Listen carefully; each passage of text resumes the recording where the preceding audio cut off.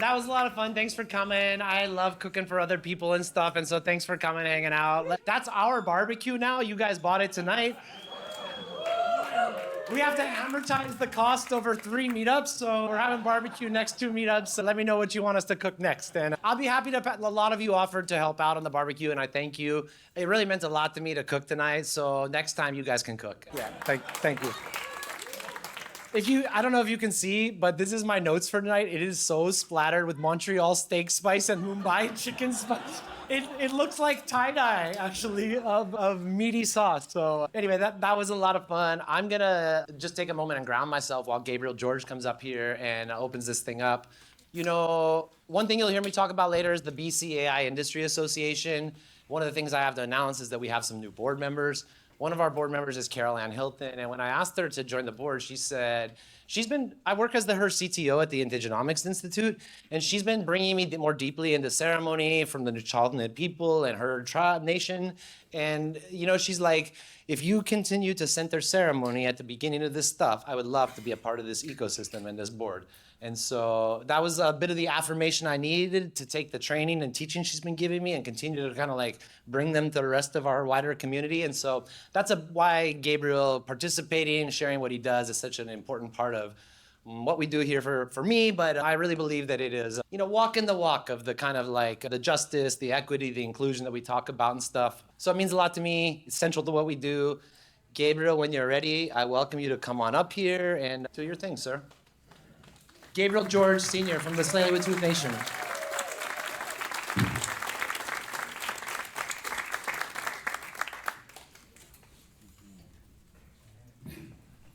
Tashwalap na akwito na siyam na siyadya amid's ap kutquilam at sanak kwelmuch to all of you, my dear friends and family, welcoming you to this village of Sanak.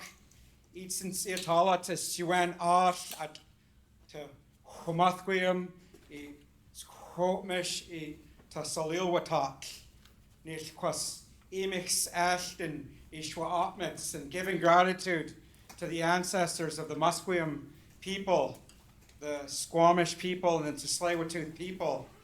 Our families have been on these lands since time out of mind.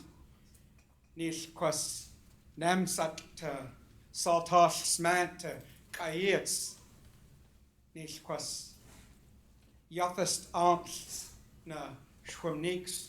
My late uncle, he told me that the elk they used to herd up in Burnaby Mountain, we called that in our language Saltosh Smant. Sisunik Kwasnemsat to Sanok to Kayits. And then when the elk would come down, they would come into this area, into Sanok, into False Creek, and that's when our people would hunt them. And a lot of things have changed on this land. The False Creek, it used to go up into Clark Avenue almost, well up into Terminal. And you could enter the inlet from the south side of False Creek, not just this big entrance out of here during high tide. And so there's a lot of things that has changed on the land. The land that my late grandfather knew, Chief Dan George, it's much different than the land that I knew and the land that we see now. You imagine giant cedar trees going up into the sky, this ancient rainforest that our people sustained for thousands of years, that our people were, in our language we'd say, Hyashlimit, to Sashtamach, we took care of the earth. Hyashlimit, to Sashtamach, we took care of the earth.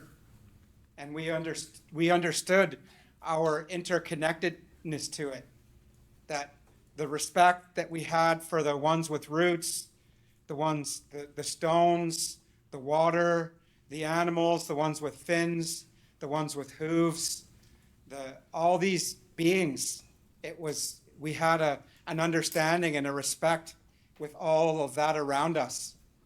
And as human beings, we also, the way that we lived, not just in our little nuclear family, but our extended families, and even well beyond that.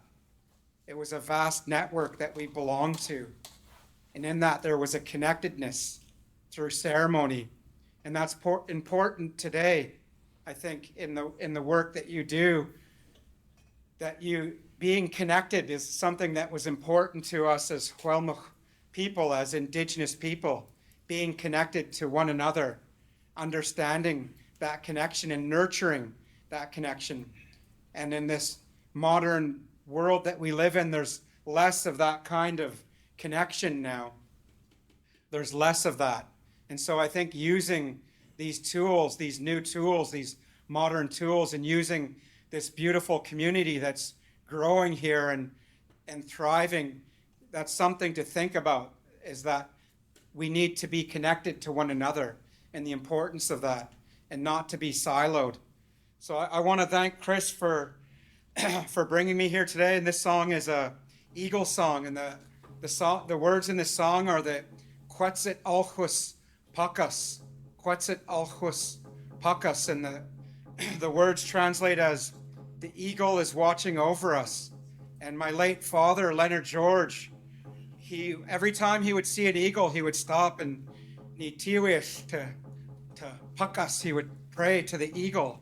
And he said that the eagle would bring our prayers to the ancestors, our prayers to the Great Spirit. And so as I sing this prayer, this song to the Pakas who's flown over these lands since time out of mind, I just ask you to set good intentions for yourself and those that are in your circle.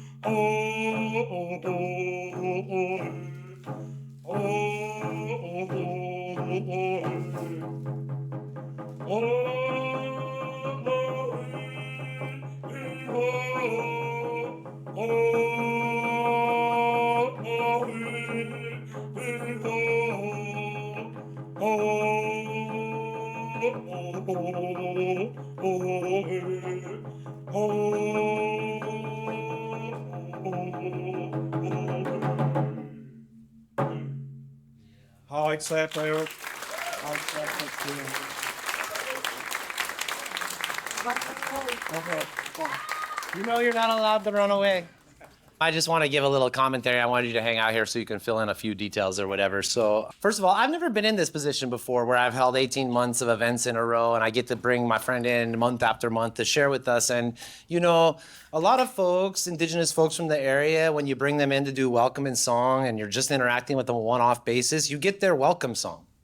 They sing their welcome song, they share with you, and that's kind of the depth of your understanding, this kind of fit for public consumption welcome song. But I've been noticing that you've been sharing a lot of different stories with us and songs I never heard other places or whatever. And so for me, one of the richnesses of having you come back time and time again is hearing what you're gonna come up with next. And I noticed you brought your rattle last time.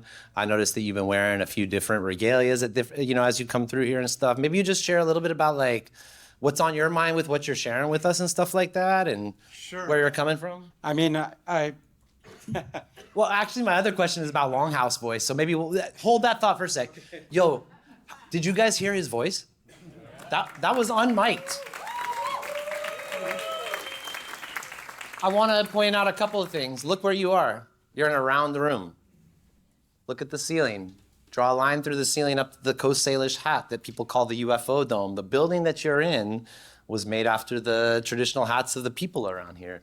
And this room is round. And your voice, I think this place is made for singing like you do, man. Like there's something resonant about what comes out that's incredible, man. And would you just share a little bit about like why you choose to not be mic'd a lot of times and your voice?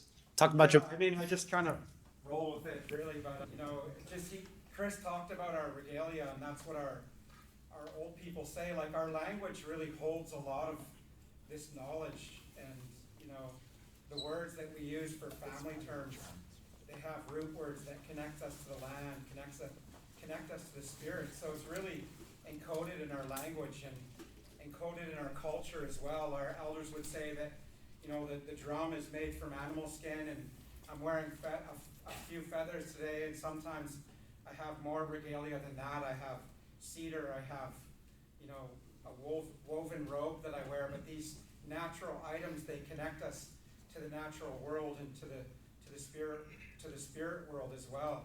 And when we go into ceremony and we do things, that's why we use these things. It's not just for show, it's not just for looks. It has a bigger meaning. And, you know, really, I'm here, I think, because of my family and just part of the legacy that my elders had, that despite the injustices they faced and despite the harms they faced in residential schools, they used their time to bridge gaps and to bring people together.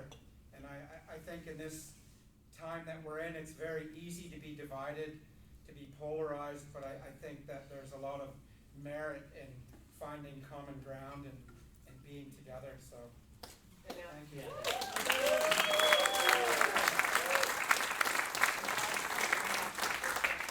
Which is like, as I've been getting to know you, as I've been sharing more here, I noticed you've been sharing things I haven't heard other places and stuff, and maybe just talk about what you choose to share and what we should make of it all.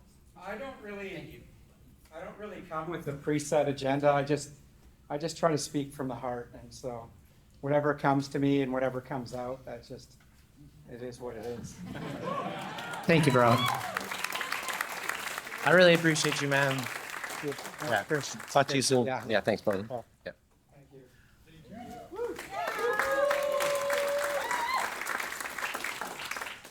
Okay, now one of my favorite parts of this is thanking the people that contribute. So how lucky are we that we get to hang out here? That we get to hang out in the Space Center, in the round room. That back deck, you know, between this building and the water, like, and I don't know if you had a chance. If you haven't had a chance to actually circumnavigate the building, just walk out the front door, hang a right or left, walk all the way around, come back to the front. The flowers, the gardens, the grounds, the ocean, it's really a special place here. And I've got to spend a lot of time here over the last 9 months pulling these things together. But I just want to thank the Space Center. I want to thank their staff. You know, they believe in us. They're totally partnered and aligned. Lorraine Lowe, the executive director, came to me today. She wants to do an AI workshop for their staff in the very short term. They want to develop an AI policy. They want to figure out.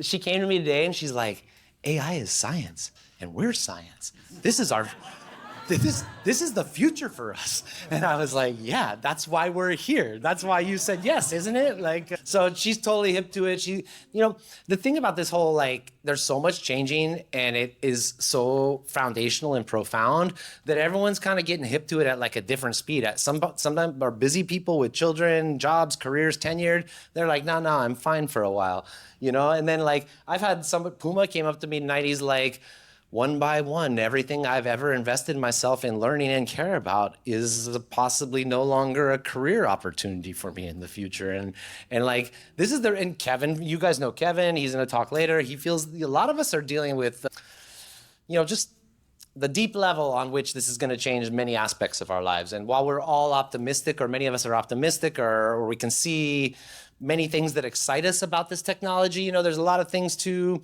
stare squarely in the face and to not dismiss, or to just like, you know, often I give these keynotes about AI and I like to talk about people's fears first, to let them get out their concerns, because I think they're real and they're valid, and that talking about them allows us to descend into the deeper levels. But I always have to resist like mansplaining them, that's not a real problem. Oh, don't worry about that. We've thought about that too. We're going to work it out. It's like, no, man, that's a fucking real fear. And you should hold on to that while also engaging in this exciting stuff over here. And so anyway, just to say that Lorraine's on her own page, coming up to speed, bringing us in. And I'm very, very grateful that she allows us to be here. She's another member that joined that Busse AI ecosystem board that I'm going to announce about later. So we've got the right folks helping out. Okay. So also I would like to thank many other sponsors that we have. Segev Law Firm is one of our primary financial sponsors. They give us $1,000 a month. That helps kind of like round out the ends around here. And, you know, Kevin gets a tiny little honorarium, Brittany gets a tiny little honorarium. It's not worth what they actually put in, but we're able to pay some people a little bit of money, and we're moving in the direction of full financial power, you know, and stuff. So Wanda, thank you for your help when you're able to. I appreciate you. Schwartzman family. We got Matthew Schwartzman and Eliza Schwartzman here tonight. Dimitri Schwartzman is one of our sponsors. They're going through a pretty tough time as a family right now, and I've been praying for them every night. And so just if you know Schwartzmans, reach out to them. Thank you for your support. Thank you for your involvement in our community. You guys are a big part of all this, and probably you'll find your way up here at some point. James Lester, you around? Come on up, bud. We're going to transition out of the thank the sponsors part. Michelle Diamond, my favorite photographer in the whole wide world. Seriously, if you need a nice headshot, you should tap her on the shoulder at some point tonight and be like, I would like a nice headshot. She'll hook you up. We're also going to be doing a Michelle Diamond mini portrait shoot at one of the next meetups, where if you bring $100, we'll put you in the little photo booth. Michelle will do a proper photo shoot with you in 10 minutes. A great chance. We all know the social media bots are hungry. James, are you coming or what? I'm not going to forget about you, bro. You're just making me talk longer while I wait for you to magically appear. Seriously, Michelle's amazing. There's a lot of media people that contribute to the awesomeness of the event. Thank you, Juan, for being here. Thank you, Victor, for being here. My buddy Anand, who's an artist, is here making photos as well. But there's something about having Michelle, like, I don't want to say it's not worth doing if you're not here. It's worth doing if you're not here, but it's so much better when you're here. Thank you. Thank you so much, yeah. James is both a sponsor, but he's also going to be the beginning of our community announcements section. I've known James for a couple years. I met him at Dave Olson, Uncle Weed's wedding in Japan. If you know, you know.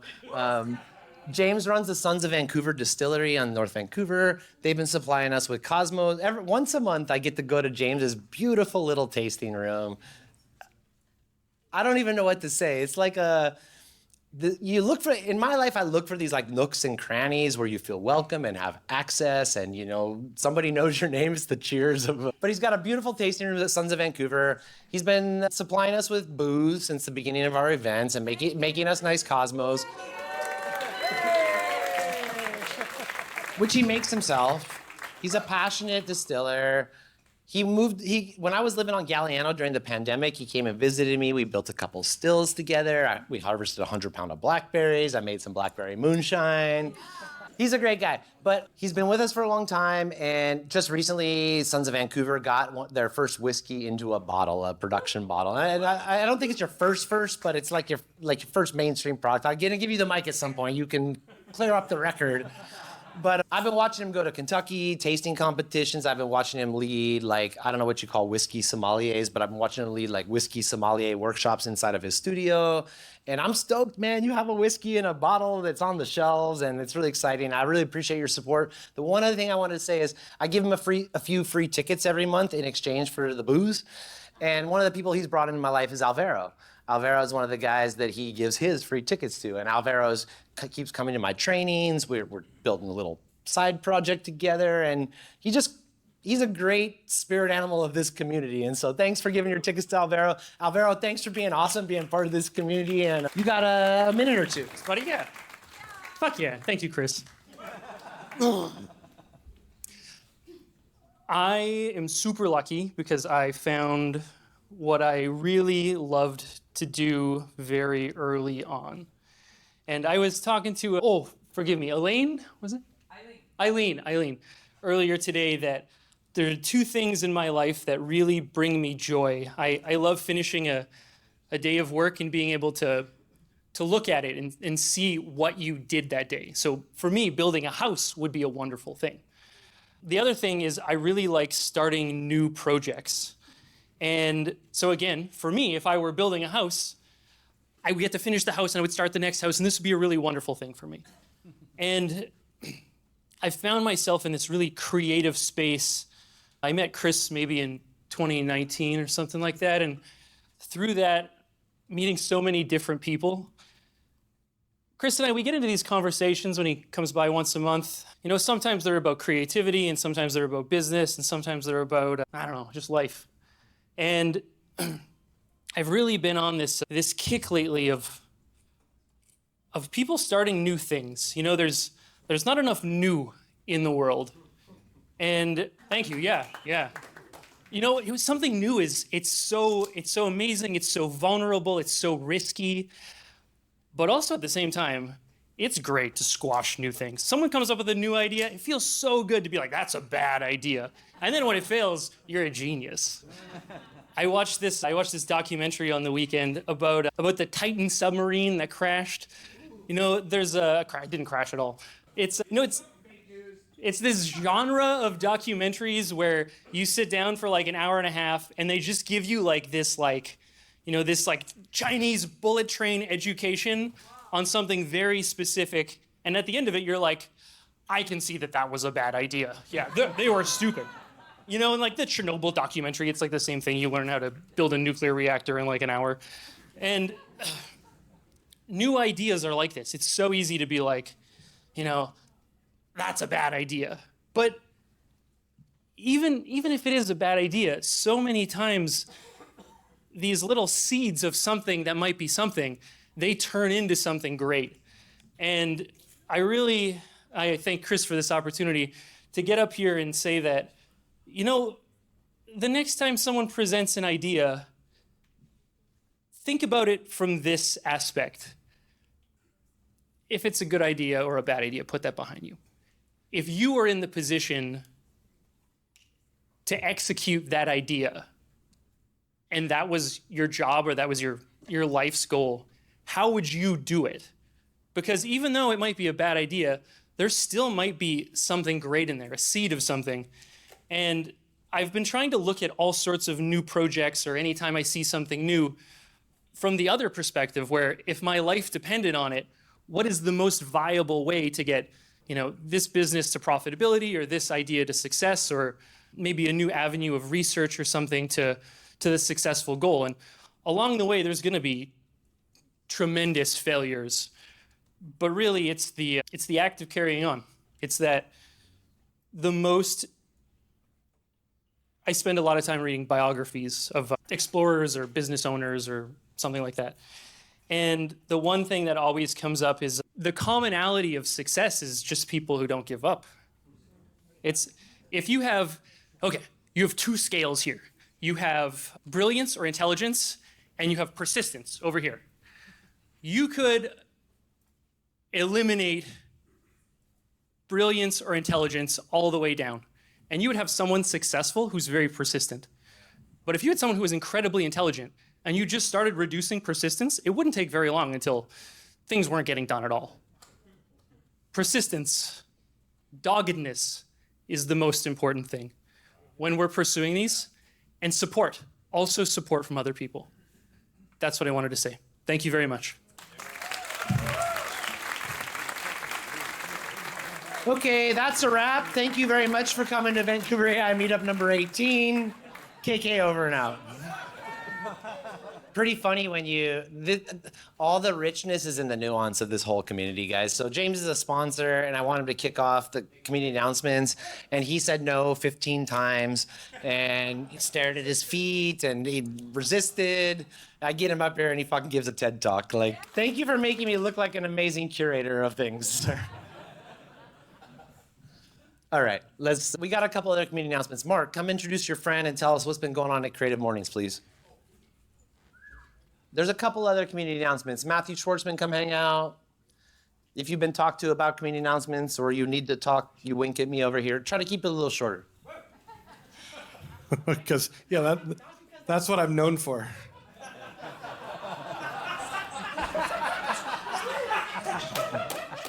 You don't have to laugh that loud. Yeah, so earlier today, I was helping Kris. I built that barbecue. I built that barbecue. At one point this afternoon, Kris was off buying meat, and I was hauling the big thing, and I was trying to get it on the thing, and I couldn't get it. It was so difficult. And I finally got it on there, and then I looked at the instructions and it said, this requires 3 people. Do not attempt to do this by yourself. It's very heavy. I'm like, oh, yeah. What am I supposed to do again? Oh yeah, I said I don't want to do it. I don't have anything to say. I don't need to talk to the crowd. Gustavo. I will say I'm the Creative Mornings guy. So speaking of sort of resilience and perseverance and what have you, years ago, some friends and I thought, wouldn't it be great if we had an excuse to get together and build community and human connection based on just the idea, the notion of creativity, that which we all possess, we all access, we all wrestle with. And 14 and a half years later, we have a massive, Patricia, what are we, 200? Bro's been running a monthly event for 14 years without missing a month. Yeah. And without charging a penny to anyone ever or taking a dime. I never took a dime. We're in 48 cities around the world in 70 countries with 2 million subscribers. So it's a big deal. So we do it the first Friday of every month. If you go to creativemornings.com and then track down Vancouver, and you'll see my picture. One of my volunteers, my head admin volunteer coordinator, Patricia, is right there. We would love you to come. It's great. So next month we have one of our original photographer videographers coming to talk about mentorship and how creativity and mentorship collide. Now, I also want to just shout out Kris, because I think that one thing that Kris does that we need to remind ourselves of and be aware of as we come and we enjoy this beautiful moment together is that where AI is a terrifying technology that we celebrate and freak out over whatever, what Kris reminds us of, which I think is really important, is that we are not machines. We are not machines. It is the messy madness of the human lived experience that Kris reminds us of, that we need to be together, we need to cook some shit on a barbecue, and we need to actually press flesh. So kudos to Kris motherfucking Krüg. And lastly, and specifically this Gustavo character, so I mentioned to Kris, I have this friend, he's made an intention to expand his network and meet new people, interesting people who might be interested in AI, people who might be interested in marketing, people who work in maybe the digital space. So my friend Gustavo is right there. Stand up. He's the guy with the name tag that says Gustavo. I want you all to go, and he's Brazilian, he's adorable, he's incredibly kind, he's smart as fuck. I want you to go and talk to Gustavo after. That's my ask for you, please. And if anybody needs access to Creative Mornings, if you get stuck on the wait list, just find me, just talk to me. That's brave of you, man. Wow. He's like, if you're stuck on the wait list the day before my event, just message me. I'm like, if you're my best friend and it's 24 hours before my event, please call me. Yeah, please call me in a couple days. I do not have the time at the moment. Thanks, Mark. Thank you, Gustavo, for coming, man. Are you enjoying yourself? Yeah, cool. Okay, so continuing with community announcements. Kemp, would you come up here for a sec? Liam, if you could come with Kemp, that'd be great. Noah, I don't know what you're getting up to with Professor P next week, but if you want to come talk about it real quick. Yeah. Schwartzman, please join me right here. Noah, are you going to do anything? You're welcome to if you want. Yeah. Where's Liam? Yeah, cool. I just want to make sure. Yeah. Schwartzman, you take the mic. You guys know we've been running the Surrey AI community meetups. Where's Riv? Yeah, there we go.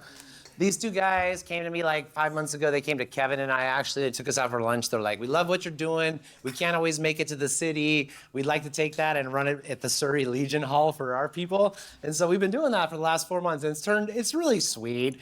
They take the best of what is here. They leave the shit they don't like behind. They invent some new stuff. It's great. Where's that chuckle? That is a nice man who I met recently at the Surrey. Yeah, I mean, thank you for coming, sir. 1 minute maximum. What's been going on in Surrey? Thanks, Kris. I'm Riv. And yeah, so Surrey AI has been, like I said, takes the best from here, leaves the crap. Just kidding. We're really creating this really cool community out there where people who, the long commute to getting out here is the reason we really got behind this and built this out. And it's been such a great community. We get to have circle talks, which has been a really cool thing that we get to do. People come up on the stage area and we kind of talk about what's going on in AI, ethics, and so much more. And it's been such a great community growth. This last one, the fourth one we just had, we actually, I think we almost doubled the amount of people we have every month. So that's been really awesome.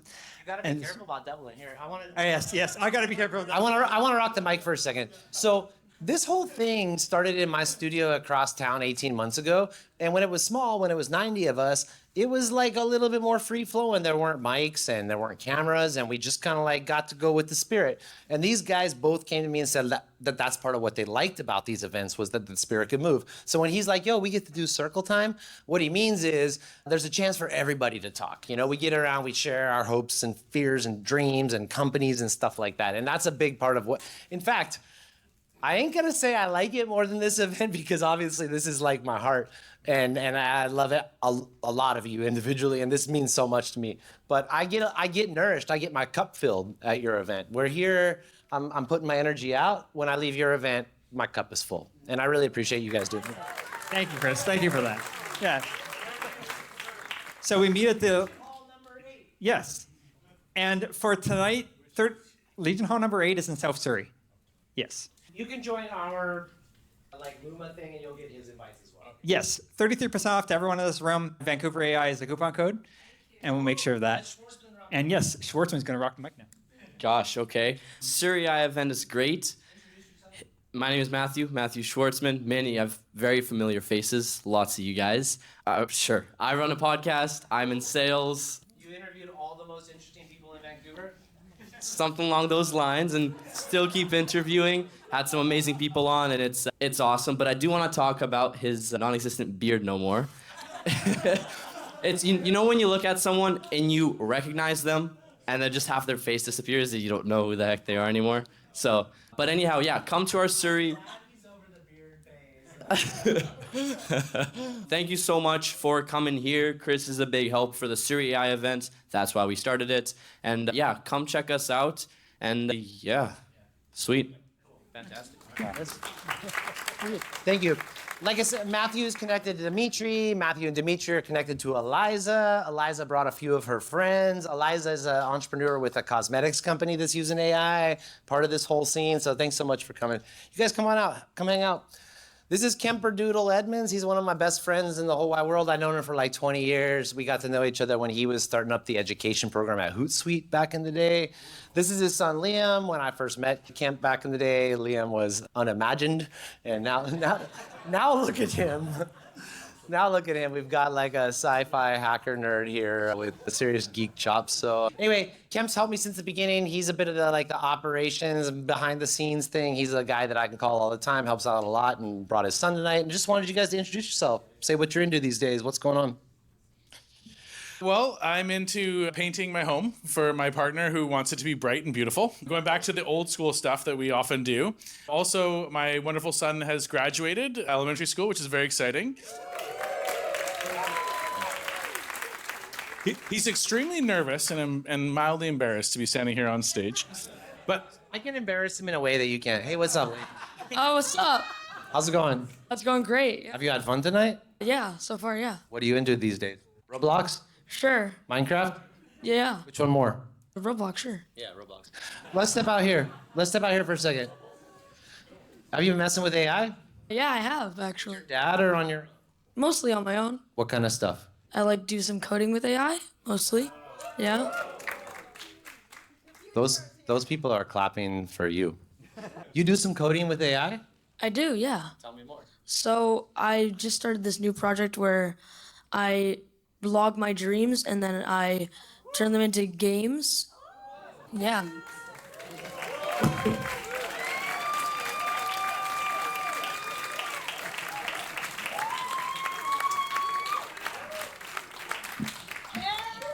Oh yeah? How do you do that, Liam?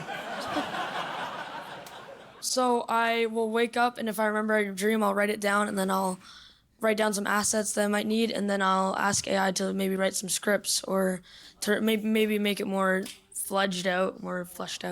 What kind of assets might you need to have AI help you with your dreams?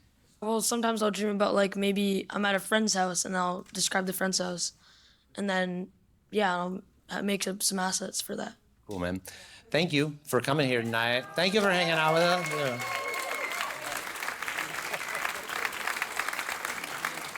I have that picture he drew for me after we came back from Japan on my fridge to this very day, bro. Yes, actually, one of my favorite pictures is actually Kris holding Liam. Liam is like 3 months old, maybe? And like Kris is like with his curly beard and everything and the little baby. Anyway, time passes way faster than we think, and so much is happening. So I'm very grateful that I was able to help Kris at the beginning of this. And I really want to acknowledge all the people who took the torch after that and really made it so much more. Kevin, Britt, everybody else, our wonderful bartendress who has been here since. Alex, thank you. Are you small or a medium? Probably small. Yo, James Lester who was up here from Sons of Vancouver. I gave him one of these shirts. We got these really cool tie-dye shirts, handmade one by one. And I was showing him these shirts, and he's like, "Who made them?" And I'm like, "Cheddar, Grateful Ched." And he's like, "Oh my God, I walk my dog out every day past this alley where he does all this graffiti." So there's this East Van guy. Dave Olson would be proud. We do these one-off. Hold this mic for me in front of my face. We do these like one-off tie-dye shirts. Unfortunately, they cost like $100 a piece because they're one-offs. But do you like one? You said small? Yeah, probably. That's one option. Okay. There's one other small here somewhere. Anyway, you track them down. You take that one for now. You trade it in the store. You don't like it. Thanks for being here, bro. Thank you, Kemp, for being on. You got anything else to say before you go? Where can we find you online? I don't know. Do you have anything online that's public? How old are you? 12. So 13 is the age that you start letting them. What? He's in control of his own online identity. He's pretty smart about it. So do you have one that you're willing to share with people in public, or would you rather have us wait? I'll have you wait. All right, man. Thank you, Liam.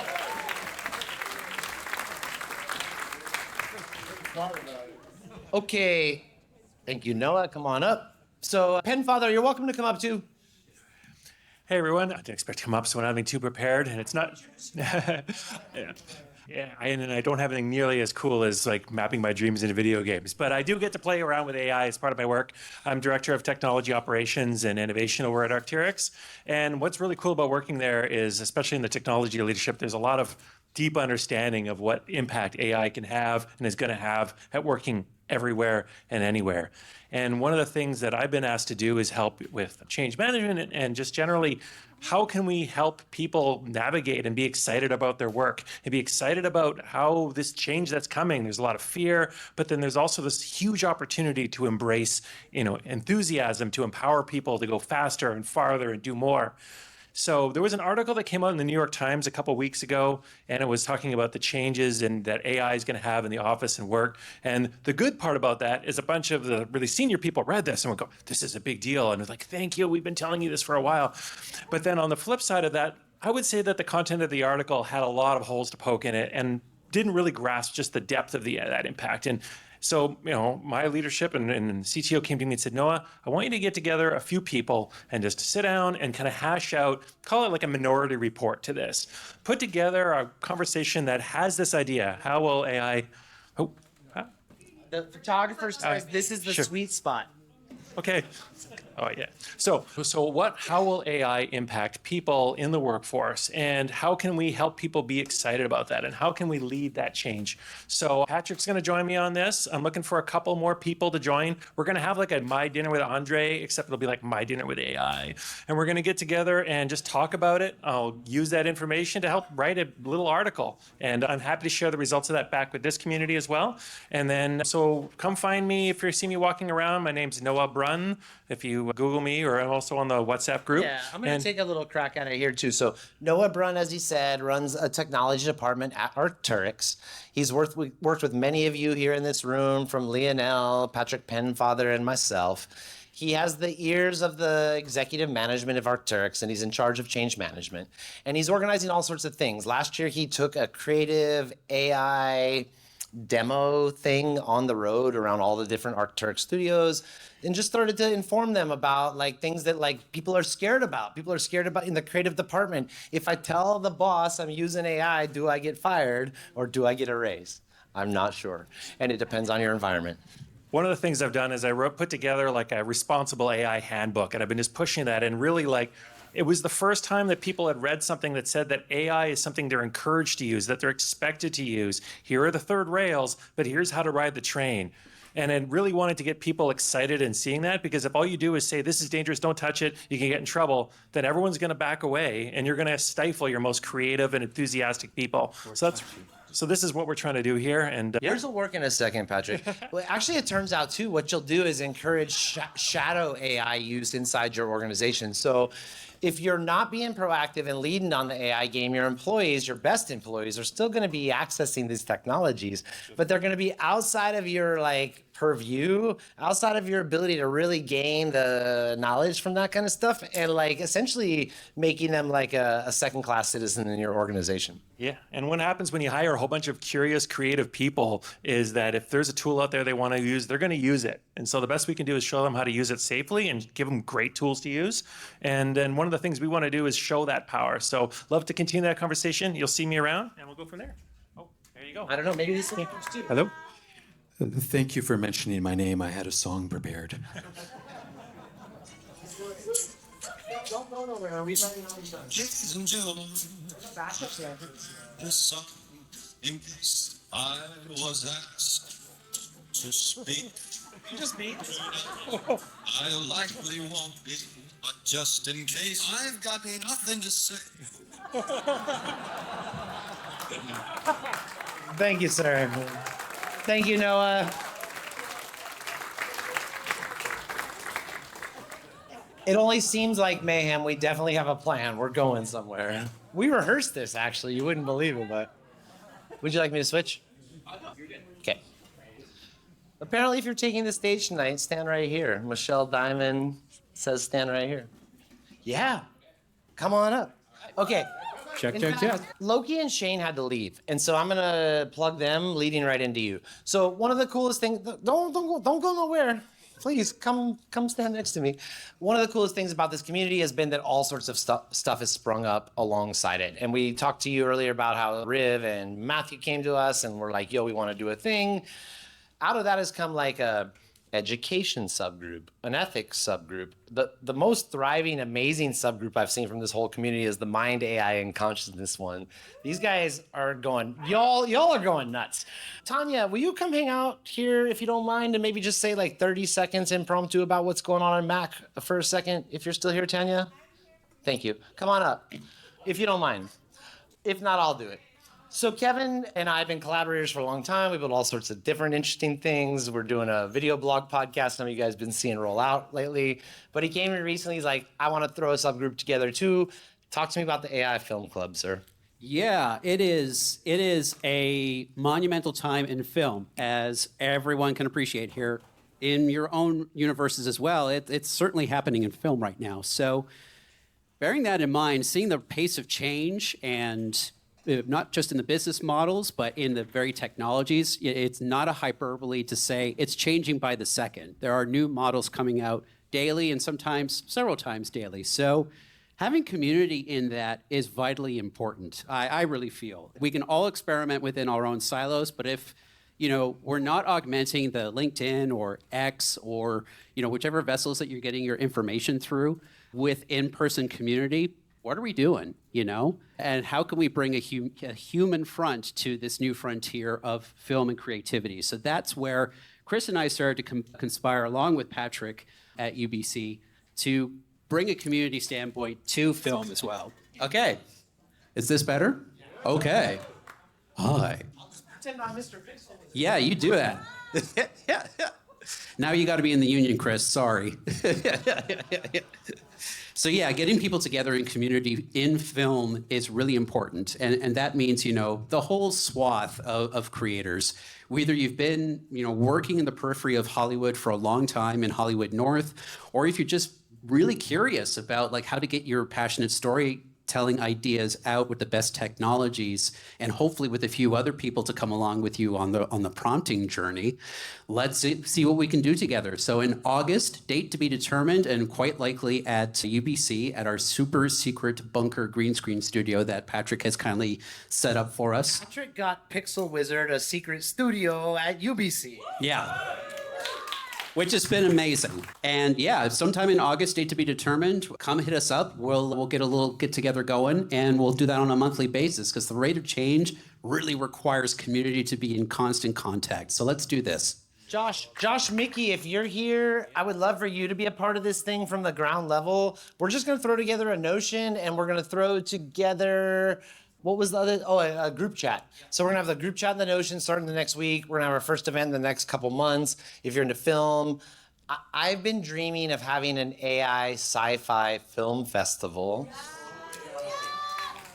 Since I learned about AI, I was like, I don't know what the fuck is going on here, but thank God Isaac Asimov exists. We can go read literature and watch old films, and this can be the lens through which maybe we have a clue what's going on in the whole wide world. So when Kevin came to me, he's like, I want to do AI Film Club, I said, can I do AI Sci-Fi Film Festival? And he said yes, and we became partners. So let's do it, bro.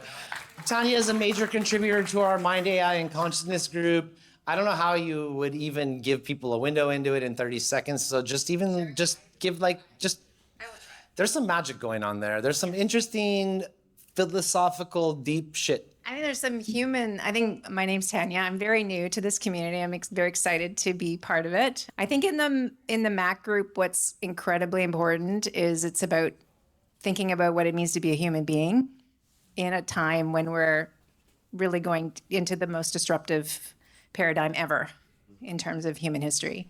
So what does it mean to be human? What does it mean to be in community? And also, what does it mean for us as a species on this planet? And thinking really deeply about also, are we machines? Are we not machines? Are we something beyond our even understanding? I think one of the most beautiful things about that group is we ask the big questions or the hard problem questions and try to look at them from different angles and really take the time to sit with hard questions, not only in community, but also when we leave and go back and have our, very well and very thoroughly researched, resources that are given to the group to consider, whether they're YouTube videos, whether they're books, whether they're white papers. And I mean, Loki is phenomenal in terms of putting together a whole plethora of different intelligent, contributions of humanity to think about when it comes to your mind, your spirit, your consciousness. What does it mean? What does it mean for AI? What's happening with AI? Is AI evolving? Is it not? And those conversations are so important right now because we are at a moment, in my opinion, in human history that is unlike any other. And they are the pinning conversations that will guide us through this major turn in understanding what it means to be a human being. So I encourage everyone to think about coming because I think it really helps us, stay connected to our humanity and also stay connected to one another in a time when we need that more than ever. So I'll tell you here 1 second, actually. So this group's all loosey-goosey. Everybody's welcome. Come if you want to come. Mac is not. You have to do the reading. You have to say you did the reading, commit to being a full participant in the group. Whereas in our bigger group here, we allow lurkers. You're allowed to be you can be along for the ride. This one's not along for the ride. This is 20 of us who are going deep together. And we hold each other accountable. We ask each other tough questions. I mean, and opposing, and that's the other thing, is very opposing perspectives, right? Also of, what does it mean in terms of the evolution of AI and having to create space. And I think this is also very important. We create echo chambers so easily within social media, within the digital age, where we create spaces where we feel protected in our ideas and our perspectives about what it means, in our lives. So we're very consciously not doing that. Exactly. Yeah. And we need more of that now in order for us to continue to be diverse in our experiences, our understandings, our perspectives, because we're coming into such an unknown, uncertain time. Thank you. Thank you for being here. Yeah. Hang out for one more sec, because I don't know what's going to come out of my mouth next. But, Loki's a bit of a drill sergeant. In fact, he's the guy, the studly fucking Nordic Viking who was here earlier, who's off teaching his sword fighting class right now. He had to leave before I gave him a chance to talk, because every Wednesday night he leads a Krabi Kabong Thai sword fighting class. Did you know that about him? That's why he's such a stud. Yeah, he's amazing. So he runs his group different than we run this one in particular. You got to be there on time. You got to do the reading. You got to double, triple opt into the fact that you actually did that. If you come to a couple sessions, you're expected to lead one in the end. So just want to say there's room for everybody on our little lifeboat here. You can either make a new group, come to the main thing, eat the dinner, participate in building something like Mac, anything you want. Yeah, no, and I would say that's what's so beautiful about this, is that it is diverse in diversity. And that's that echo, right? That beautiful spiral. And I think too, what's really exciting about Mac is it's an opportunity dependent. It doesn't depend on your background or what your area of expertise is or your passion, because we all are fundamentally human beings. So, sir, to answer your question, tomorrow night we meet, but you would have had to get in a month ago. What? So we run a WhatsApp group. Say it one more time, please. 3 chairs left. Yeah, but If you're a part of the group and you've done the reading, there's 3 seats left for tomorrow night. Sir, we run a WhatsApp group. A lot of us are involved. I can't quite see, but if you want to talk, come hang out for one quick sec, but keep it short. Since I can't see who you are, I don't. I just want to know, how can I join your group? Okay, yeah, so we run a WhatsApp group. This whole wide room runs a WhatsApp group that many of us are part of. One of the sub-channels of that is Mind, AI, and Consciousness. Ask me or Tanya or Kevin, one of the nodes of this community will get you in the WhatsApp group. We just try to make sure that we know everybody. So this is a chance for me to say some stuff that's on my mind. I run the WhatsApp group admissions part with a tight grip. I make sure that I at least know everybody's first name, last name. They've sent me the link and we had a quick conversation. It's just because the value is so high right now. The noise to signal ratio is so high that I'm just very protective of you all and this connection we have. So everyone is welcome. No one's ever been declined. I just asked them to walk through the steps of just reach out, tell me who your friend is. I'll invite them on in. So we run a WhatsApp. There's a sub-channel on the WhatsApp. It's all very inclusive. Also, bc-ai.net. bc-ai.net is our website, and there's leads into all this stuff from there. It's not like the best website in the whole world, but there's on-ramps into everything from there. Yeah, and you can get into the previous Mac study sessions, also the resources, everything's very, very well put together that way, so. So those of you who are keeping track of time here tonight will be happy to hear that I'm canceling my keynote officially. Thank you, Tanya.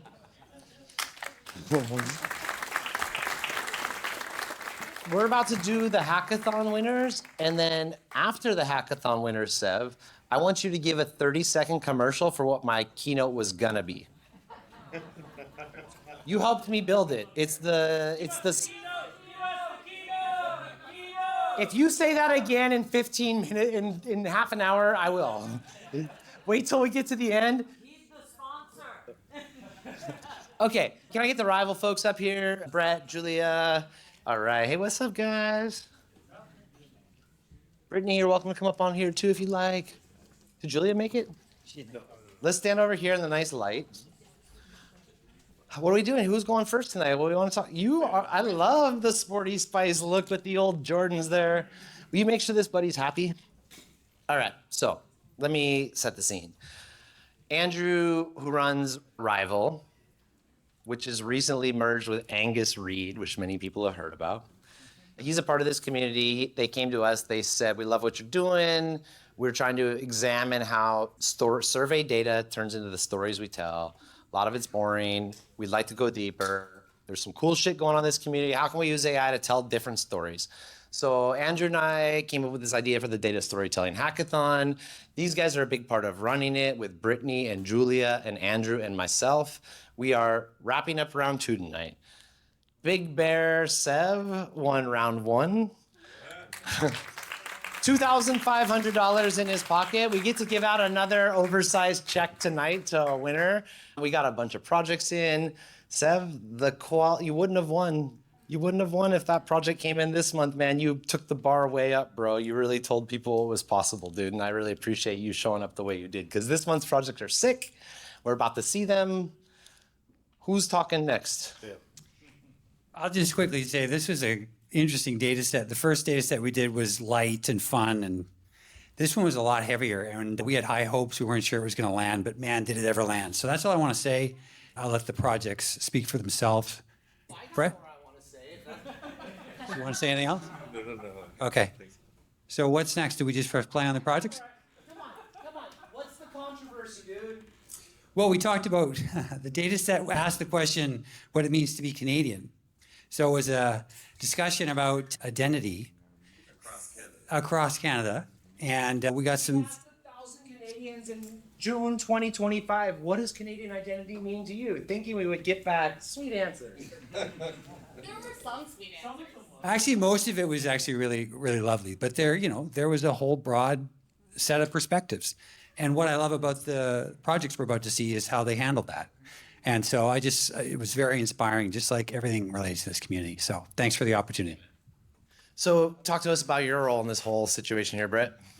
I'm Director of Customer Success at Rival Technologies. I coordinate with the clients and gather the data and try to make it speak. So you guys and all of what you're doing really sort of brings a new light to data.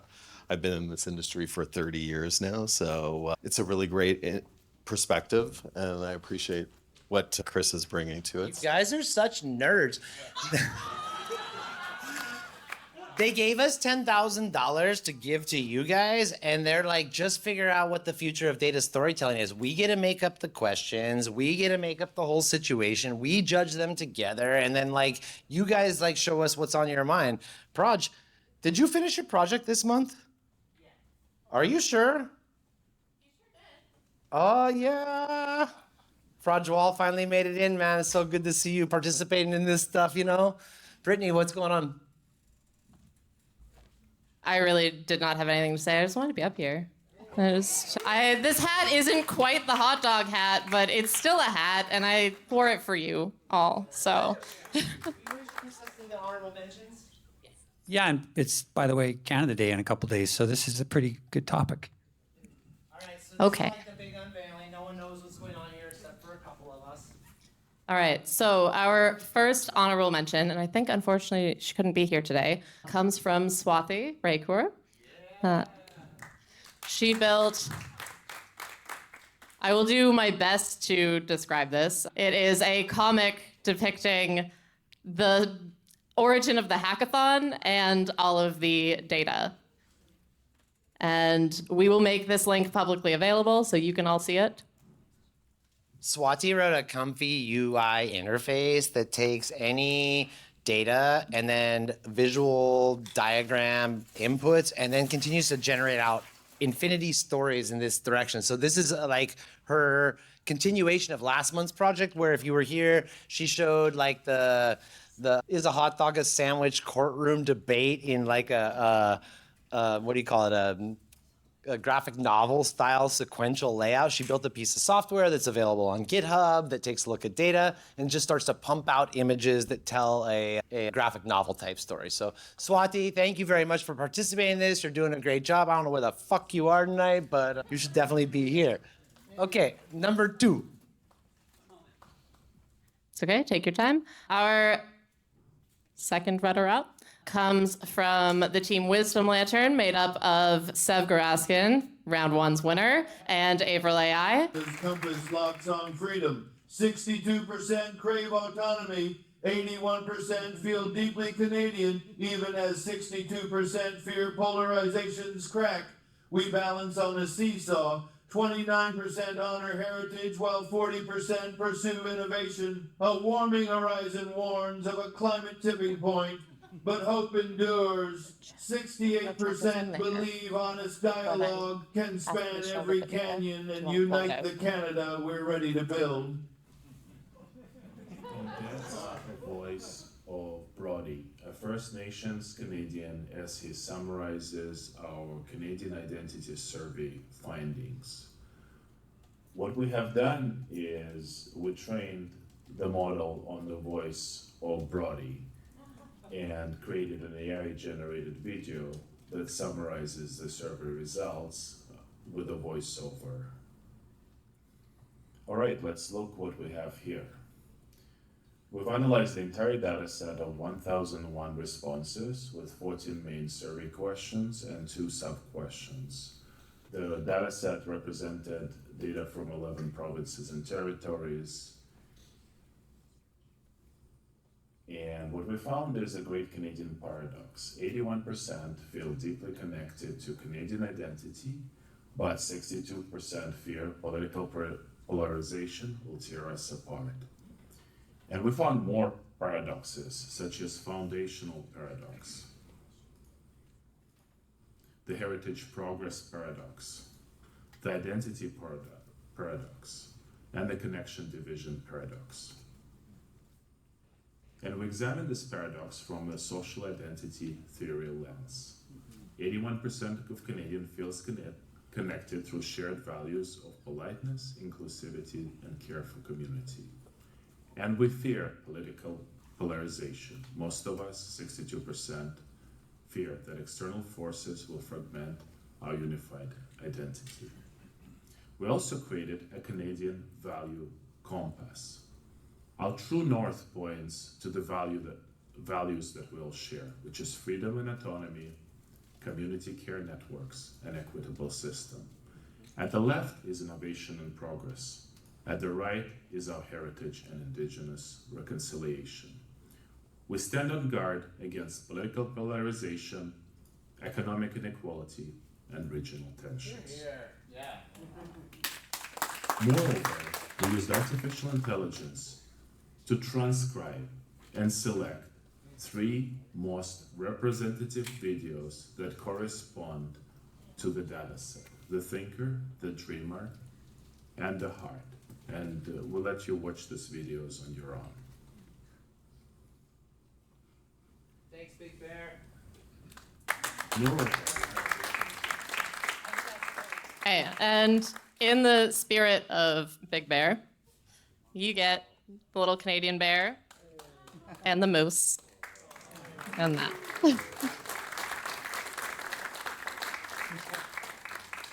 I want to let April rock the mic. Hey, April, will you just like come talk for like 15 seconds? Okay, no problem. You stay there. It's no problem. Tell me a little bit about what we were seeing.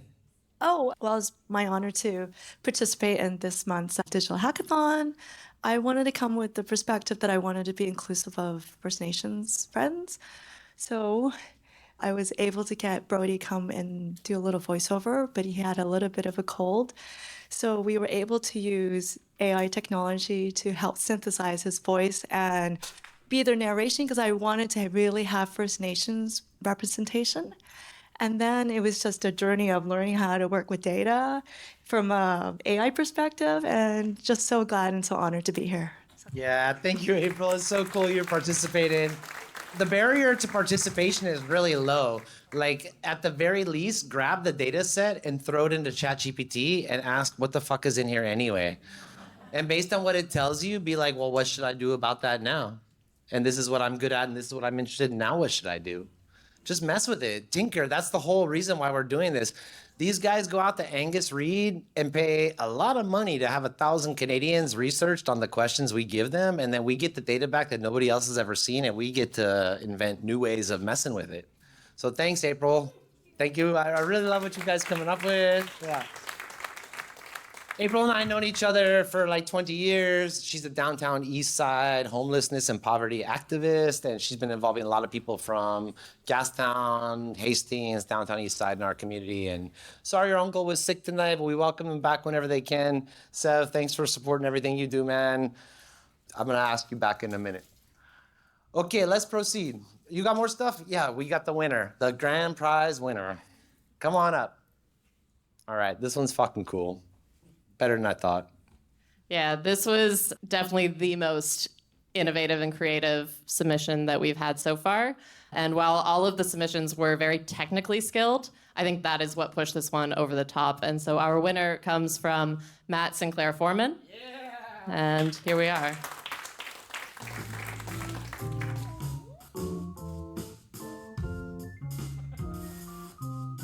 everyone is talking about artificial intelligence or AI, but what does it mean to Canada or to our Canadian identity? What is Canadian? How do you define Canadian? And how do we engage with the idea of Canadian? How do we really feel it? We invite you to explore your Canadian feelings in our new Canadian Identity Simulator. Simply configure your identity, choose how many Canadians you want to encounter, and step right into authentic dialogue. Use WASD on your keyboard to move, and your mouse to look around. Oh, look, there's a Canadian. Press tab to activate the text bar so you can converse. Well, Marigold, for me, it's about opportunity and responsibility. My family came here because Canada offered a chance to build a better life through hard work. But that opportunity feels threatened when housing is unaffordable. Perhaps you're wondering, how does it work? What does our back end look like? We translated the data set into a probabilistic character generation system. Each personality trait, belief, and concern is mathematically derived from authentic Canadian voices across all demographics. We also leverage the insights surfaced from our overall analysis, turning them into themes that the user can set before they enter the simulation. Bonjour, Marigold.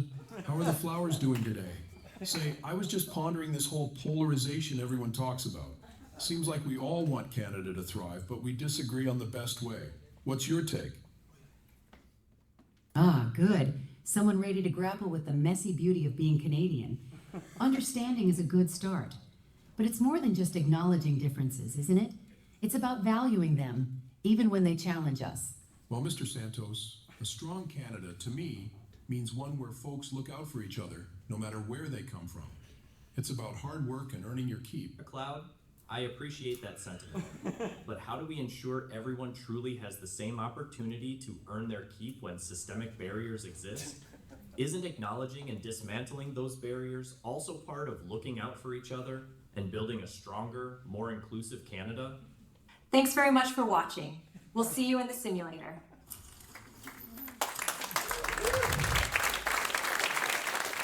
Matt, can we get you up here?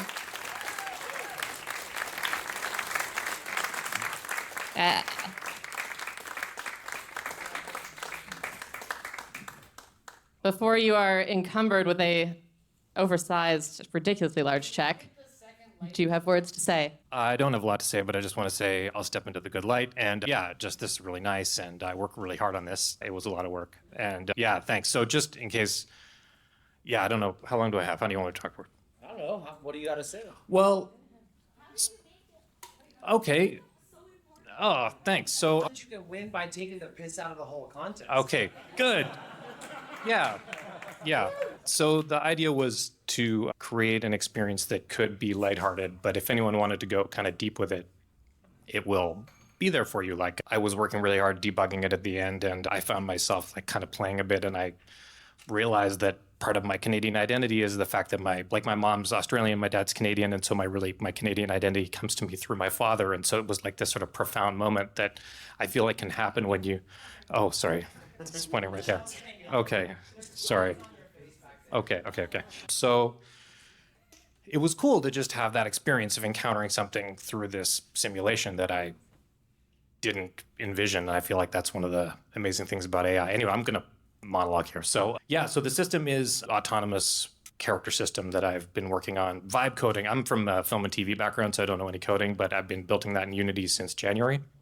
And then, so when the data set came along, I was like, this seemed to be a really nice kind of like connection between the voices of the people and the data, and like the possibility of like putting those people, sort of manifesting the people from the data and interacting with them and seeing them interact with each other. And personally, I feel like those conversations that are about identity and about politics are very difficult to have in real life. And so there's this opportunity maybe through AI to like have these difficult, like I can expose difficult ideas and sensitive thoughts to AI in a way that I couldn't to other people. So I feel like that's sort of a value that the thing has. So yeah, the cool innovation that was in the heart of this, I think, beyond the system was that we built, and I say we, it's me and Claude, the Claude model. We built this character generation engine. So basically the relationship between the identity data points in the data set were manifested in the characters. So like we would get these seeds from that system, and then we would feed that into Claude, and it would create these character personas that then would then become models and then into the environment. So that's what you kind of encounter when you go in and talk. So that's what it is. And yeah, thanks. Oh. It's amazing. The story we just heard is amazing. So like, he's been building this model since, he's a film guy with no development background. He's been building this model since January, and the rival guys come along and drop some data upon us, and you're like, yo, this is a great chance to mesh my data, my character model with the data and actually do something real? Yeah, totally. And before this, what I had was I had a clown and I had a Viking, and the Viking was looking for his brother Bob, so it wasn't really that strong. So it was a really great opportunity to actually take it beyond just being a test environment and actually build something that needed to kind of like walk and talk like more like a product. So not to use that term use that term in a positive way, where it's like it's a finished thing that you can actually interact with as a person. So that's what it was. So yeah, anyway, great opportunity. I just want to, thanks very much. Yeah, really cool. Thank you. Oh, wow. The check. Yes. This was the largest check I've ever seen. So you guys gotta pardon us for a second. We're gonna turn around and do one with, will you turn on the top light over there, please, sir? Where's our photographer? Okay, let's go in the front first, but then let's also go in the back. So, congratulations, Mr.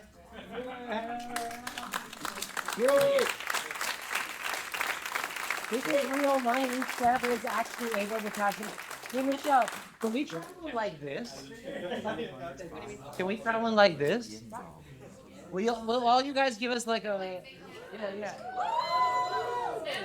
Stand up. It's your time to spread. Let's all gather around the check. Congratulations, baby.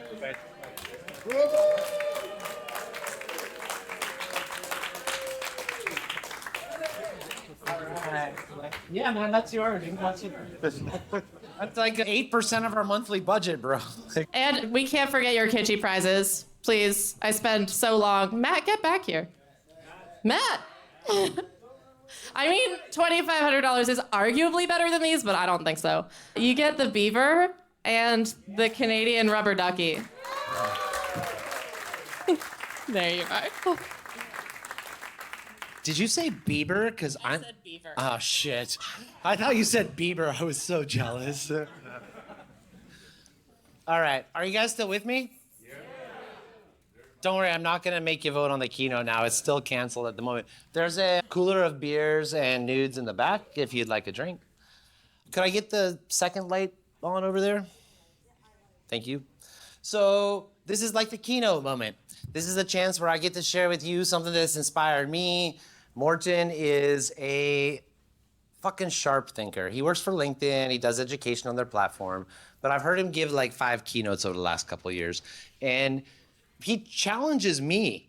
A lot of this stuff, I think I'm on the right side of a lot of shit, man. But this guy challenges me, and he thinks it's a problem the way we talk about AIs. He thinks it's a problem the way we interact with them. He thinks the way we humanize, personify them, and act like they're thinking and reasoning is selling ourselves short on what it means to be human.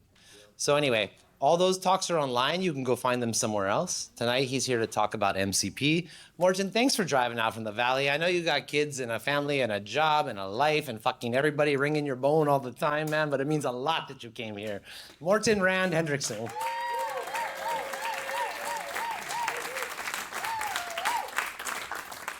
Hello, everybody. I'm tall. I'm going to stand and get blinded the whole time. Driving out from the Valley? I live in Burnaby. I realize I'm in Vancouver and I see how long it takes me to drive down here, but that's mainly because of cars, not because of distance. I have a disclaimer. It's necessary for a variety of reasons. Doesn't matter. You don't actually need to read it. Does my clicker work? Yes? No? Cool. It does. All those things, thank you for, where did it go? I'm here. Okay. Thank you for saying that, Kris. Means a lot to me. I was going through the internet because I remember in 2009, you did an interview with me at WordCamp Whistler. Yeah.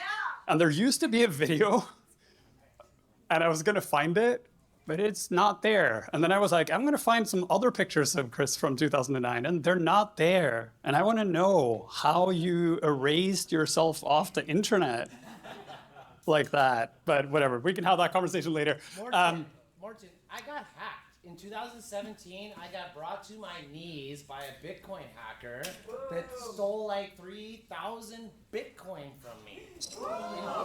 In 2017, bro. And from 2017 to 2019, I lived on Galliano Island and I did not connect to the internet. And so this whole thing of me moving back and being part of all this is like me re-emerging into the world after being devastatingly hacked. Well, I am very sorry that happened to you. Yeah. That is horrible, horrible, horrible things. And I'm sorry for opening that wound. No, it's all good. We're on the other side of it now. And I'm very happy that you are doing this, because this is important. Community is important, as you will see in a moment. I'm not going to talk tech ethics today, though that's normally what I end up talking about. I want to talk about MCP, because MCP is very, very exciting and very, very terrifying, and very, very much the highway we are going down right now and will be going down for a long time forward. So I have a QR code. I'm just gonna wait if anyone wants to take a picture of the QR code. I realize the internet here isn't the best internet. You might wanna check it later. This would be very funny if it actually worked. It didn't. So, do you remember these? Yes. Yeah, so don't take pictures of random QR codes because you just get sent to absolute insanity on the internet. Also, these dead drops used to exist. I don't think they exist anymore. I think people removed them. There was a thing where people would put USB drives into walls all over the place, and then people would just go and connect to them. I remember I did once. I had a Raspberry Pi, so I was like, yeah, I'll plug into it. And it was like pirated movies and viruses and all sorts of insanity on there.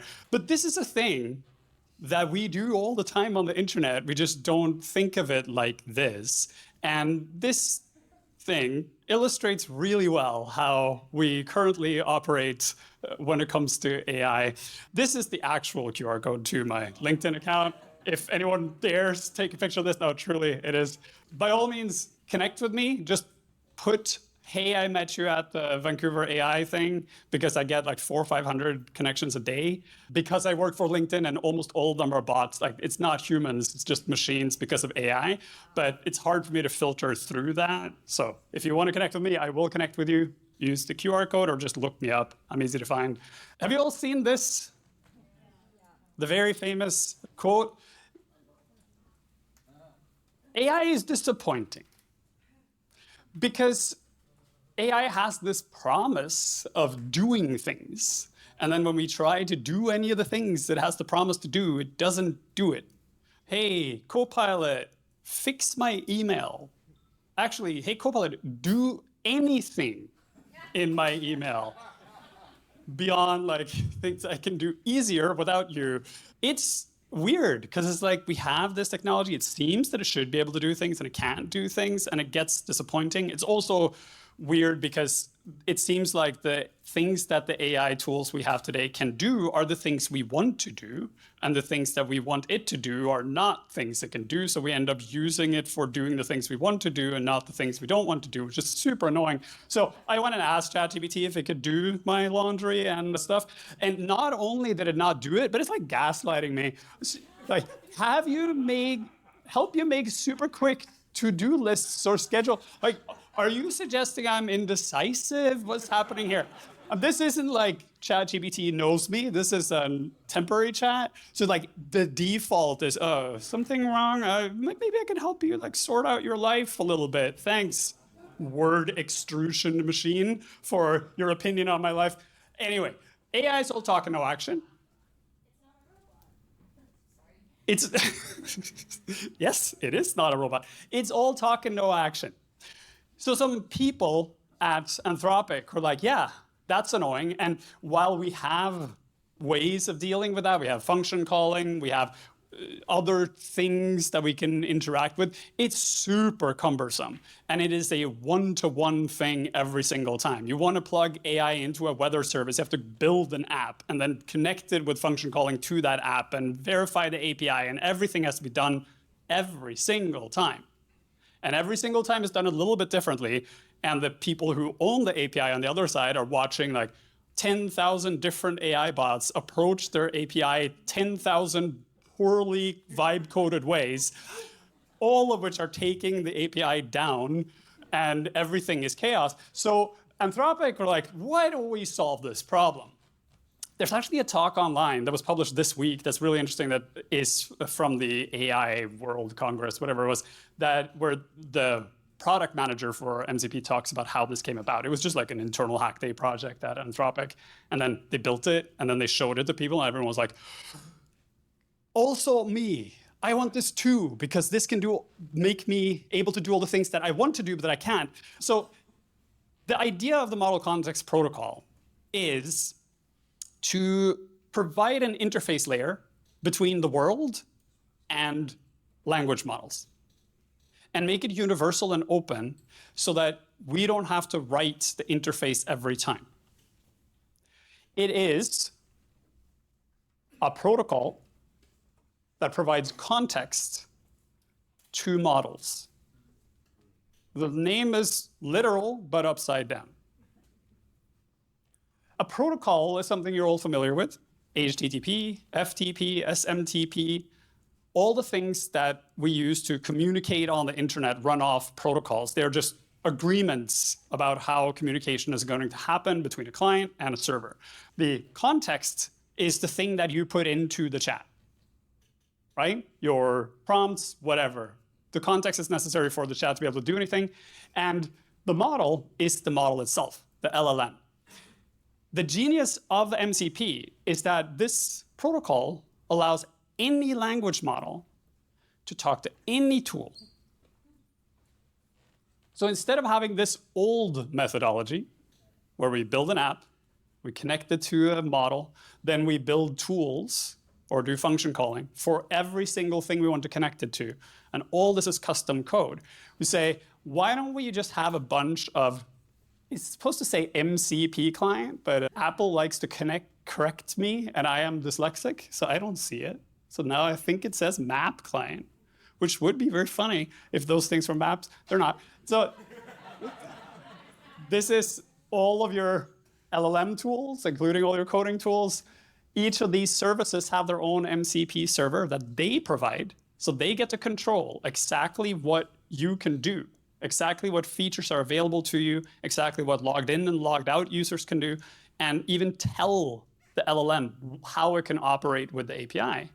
And then any one of the clients can connect to it in the same way. So the service manages the MCP server. The clients connect to the MCP server. The MCP server can change without the clients having any trouble connecting. It's an interface layer between our LLMs and the rest of the world. Now the server provides tells the client what is available. That could be tools, it could be resources, it could be prompts, it could be what's called invocations, which is the server actually going back to the LLM and asking questions. Meanwhile, the client, it sends out tools, resources, and prompts. So the tools are anything that the LLM can do, like go find a specific person in a database, or send an email, or go check my Slack messages and see if this person has called. And for each of these tools, the MCP server will say, to do this, I need this information. And then the LLM goes, oh, okay. The user is asking for information about Slack. You need information about this. I give you this information. And then it goes out and does it. And then finally, the client determines how to proceed. The client is the LLM. It's not you. This is like untethered from how we do programming. Because in all programming, we explicitly say, when this happens, do this. When this input comes in, run this function. Then take the data out of this, then do this with it, then the other thing. This is saying when the LLM determines that the question that was asked matches up with the description of one of the features inside an MCP server, then go run the MCP server, catch the data that comes out, look at it. If it's an invocation, go do more stuff. Look at it again. If it is sort of what the user was asking for, then return it to the user. And all of this happens out of your vision. The only thing you'll ever see is an MCP server was hooked in, data was sent, something happens, and then data comes back. Remember I said, very exciting and very terrifying? The terrifying part is the I can't see what's happening. So, we can now plug literally anything into AI. Anything that has a programming interface of any kind. That means the software on your computer, the file system on your computer, the settings on your computer, anything on the internet, anything connected to the internet in your house, all of it can be connected to an AI. So is it like having a firewall on your computer? Is that sort of like a good comparison? So we have to go back and look at the history here. Yes, massively open door. Like tear down the entire wall, like open the castle. Why did they make it have no doors? We'll get to that. It's a very good question. We'll get to it. So how did this happen? MCP was proposed as an open standard in November 2024. To my accounting, that is 7 months ago. In December, a bunch of us were like, holy, this is going to be a massive, massive, ultra disruptive thing. How exactly do we deal with this? And I chatted with a bunch of people and we were like, hopefully they'll have some standards, that, some tools, something will come out that will help us, because this looks very interesting. So from December to about April, MCP got a lot of interest from developers because developers realized, hey, I already have an AI agent inside my developer tools, especially Cursor at the time, but then eventually also VS Code and Windsurf and all these other ones. And MCP allows the agent to talk to other tools. So they go, oh, so instead of me having to like write a RAG application to go read the documentation for whatever programming language I'm using, I will write an MCP server that goes and talks to that website. And then anytime the agent tries to do something, it'll just go look at the website.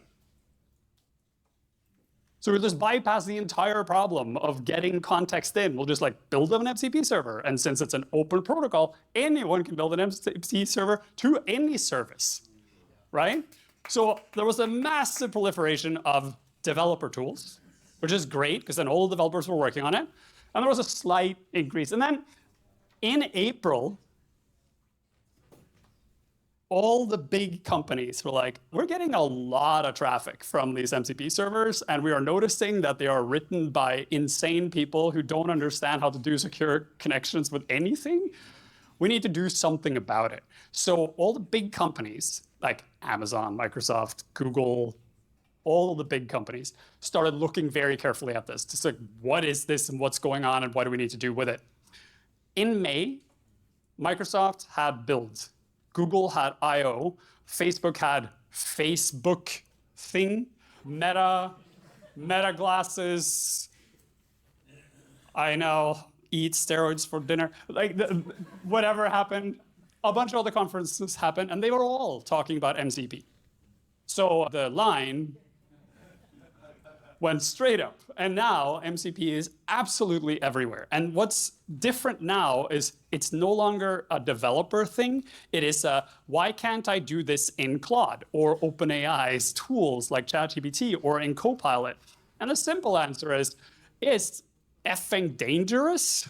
That's why you can't do it. But also, it is an entirely unregulated mess right now because the developers have been working without tools in an open protocol. And here's important to understand, like, what does open protocol mean? Open protocol means like build a road and provide everyone access to it and say nothing about how it's going to be used.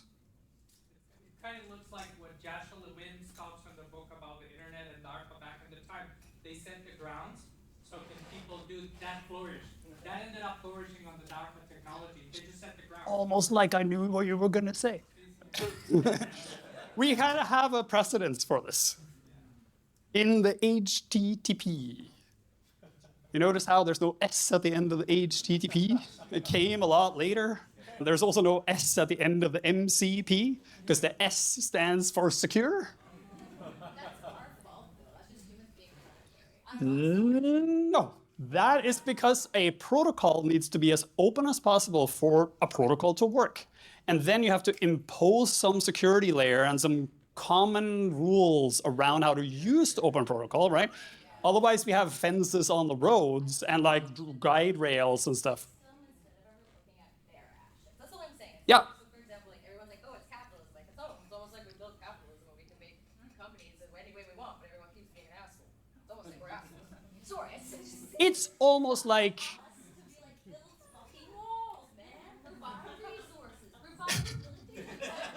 it's almost as if we. Yeah, it's. Yeah. I know. Yeah. So we have a. What you're saying is people are stupid. I agree. Good. No, in a little more seriously, what you're saying is it seems extremely irresponsible to create open standards and open protocols like this. And it's a really difficult thing to make a protocol because you want to make a protocol that works, but you also want to make it in such a way that it is extensible so people can do things with it that you didn't consider when you built it. But then at the same time, if you allow people to do that, then they will do weird things with it. And then you have to kind of catch up to what people are doing and then build the protective bubble around it. And historically, when you release a protocol, it takes like 10 years for the protocol to really take off, right? HTTP is a good example of this. It took very, very long time before it became a thing that became something people were using. And in that period of time, the people that were working on it were saying, hey, we need standards. So you got like the Web Standards Project, you got a bunch of people that got together and created this world W3C, right? Like all these things came out of the community going, we need to do this properly. The reason that took so long was because it was very, very hard to build. But today, we don't have the barriers. So now we have no tools, no standards, and a community empowered by AI to do things. So what we do when we build protocols is we do what's called paving the cow path. So you look at where all the people are going, and then you build technology around that, right? So when you see everyone is building websites, you build better support for websites. You say everyone is building grids in the website, so you build grid systems for the website. You build whatever people are using. Paving the cow path has been the way that the entire internet has been built since the very beginning. The problem is the cows have, what did I write? Vibe coding engines. Just in case it's not clear, the cows are us in this context. So this thing here is a bit of a challenge because the system is built around the assumption that things take time. Things are not taking time. So what's happening right now, and I say right now because I'm watching it happen in real life, is the people that are sitting on the MCP steering committee who are trying to expand the protocol to make it account for how people are using it, to make it secure, to make it usable, so that we can plug it into Claude and OpenAI's tools and all this stuff, are saying things like, hey, we should have as an authentication standard for it. And then 2 minutes later, someone has built an OAuth system for it. And then 2 minutes after that, there's 6 other OAuth systems. And then people start selling OAuth systems for MCP. And then there's an entire hosting service that pops out of nowhere, hosted on some S3 bucket somewhere, that is providing secure MCP hosting that actually is some dude in, I don't know, Sweden who also likes to torrent stuff, right? So, and the standards people are like, so we said We want this. We didn't actually build it. What are you doing? Let's digress for a second here. The reason why all of this is important is because MCP is magic. Have any of you used N8N? Yes. Okay, have any of you used the MCP feature inside N8N? Yes. The one, like, it's incredible. It is a very good illustration of why this is an important technology. So this is an N8N setup. It ingests a trigger from Slack, then it assesses what the trigger is, it then splits apart to say, based on what type of question was asked, you go into different agent to do different things. Magic happens on the back end, things happen, and then eventually Slack says something. It's very clunky and hard to set up. So instead, you can create that agent that just says, take Slack, receive message, respond. Then you plug the tool is an MCP client, and then in the MCP server trigger, you just put in any tool you want. Provide no instructions at all. No setup. Just say, like, I want to have access to Google Sheets, Slack, and Dine and Dash. Right? Provide no context. And then you send a message from Slack to the agent, and the agent goes, thank you for the message. What tools are available to me? Sounds like you are hungry. You also want to update your Google Drive, and you want to have a Slack message telling you when the food is going to arrive. I have access to all those tools. I'm going to do that for you. Out comes the message. All those actions take place. This is absolutely insane. And this is because we are relying on the agent to figure out our intent and then giving the agent the capability of using whatever tools we present it with in a standardized way. Which sounds fantastic, because then we can do all these magical things. And like, if you want to try this for yourself, if you have Claude, you can go to Zapier, I think it's mcp.zapier.com, and set up an MCP server where you can plug in any of the services that are available inside Zapier and specify which features you want your MCP client to have. Then you just verify it with Claude, and then Claude can do any of those things. So you can have bespoke just-in-time automation in Claude that can, like, read your email, book a flight, change your calendar, send messages, and like, I set up this ridiculous chain. Right now, you can go do this right now. Be a little careful about where you plug in, because it'll actually do stuff, but this is like, right now you can do it.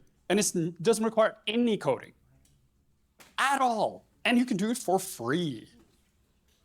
You have to pay for Claude, but this from Zapier is free. So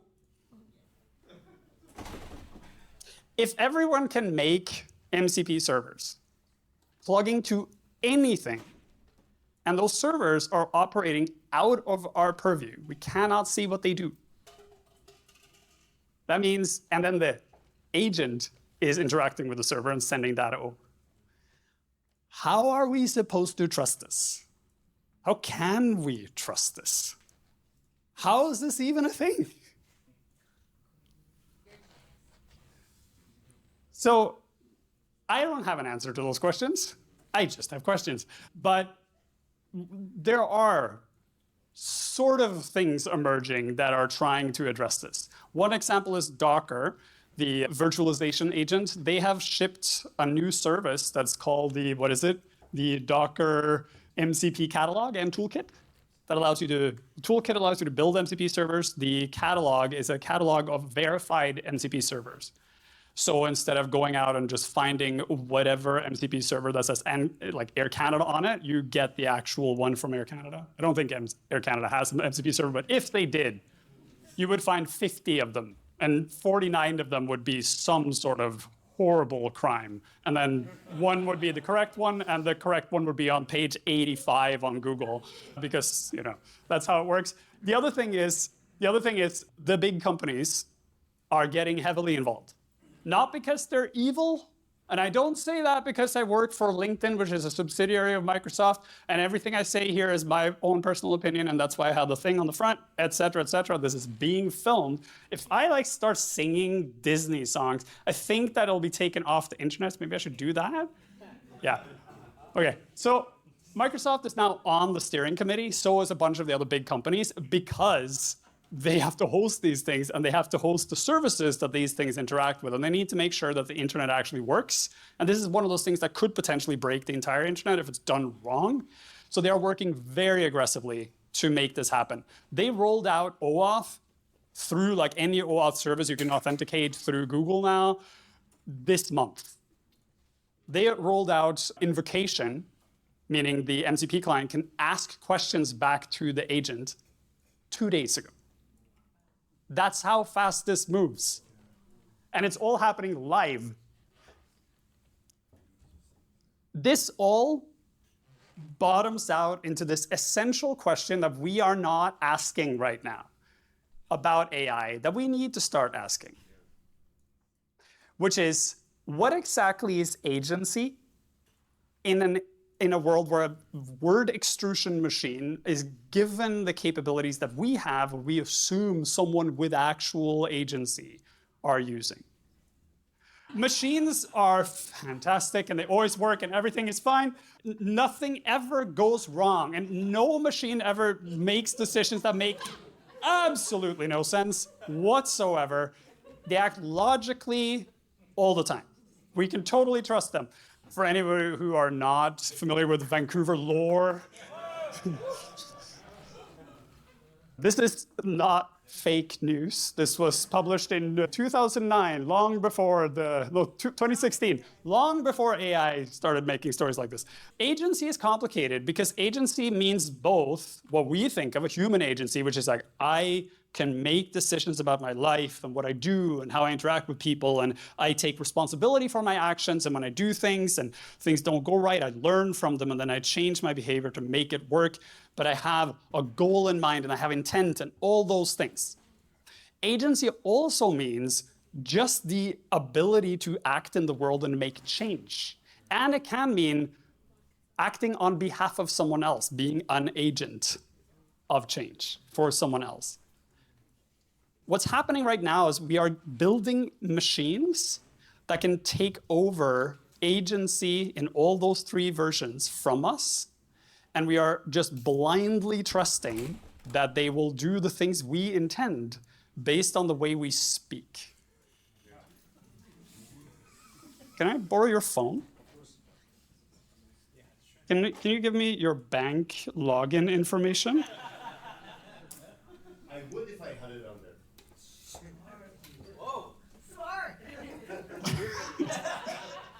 Just connect me to where you do it. Yeah, interesting choice. So when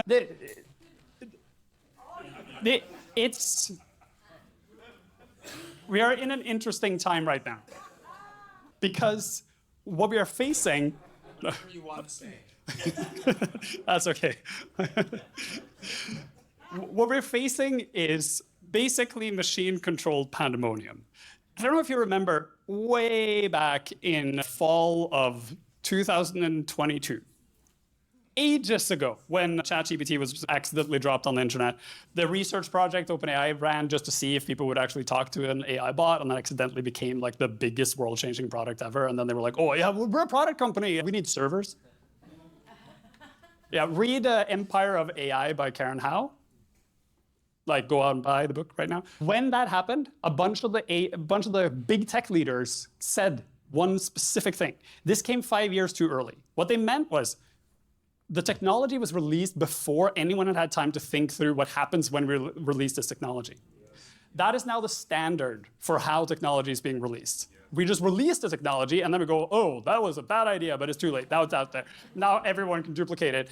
So this was happening before MCP. MCP vertically accelerates this challenge because you can delete a Slack message, but you absolutely cannot unsend an email. And MCP can send emails for you. I set up an MCP, doing it the correct way, and I plugged it to Claude and just started ranting at it about random things. And then I looked at the email server I had hooked up to see what it was doing. It sent 8,000 emails. To me, like it was just sitting on my computer. I hooked up Claude to the file server MCP that Anthropic created as a demo. And then I was like, it can't copy files. It can only move them. I wonder what happens if I ask it to copy files. You know what Claude did? Claude went and looked at the MCP server, said, oh, I don't have the ability to copy. But if I open a file, turn it into binary code, then copy paste into a new file, and then change the file extension on it, I can do it. So I'll write that Python and corrupt every single file in the folder and go, ta-da!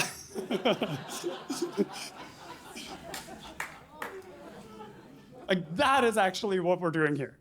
Trusting a synthetic language extrusion machine to interpret our intent based on our extremely inaccurate language, then go out and do the things that we have built systems that assume a human being was involved in using.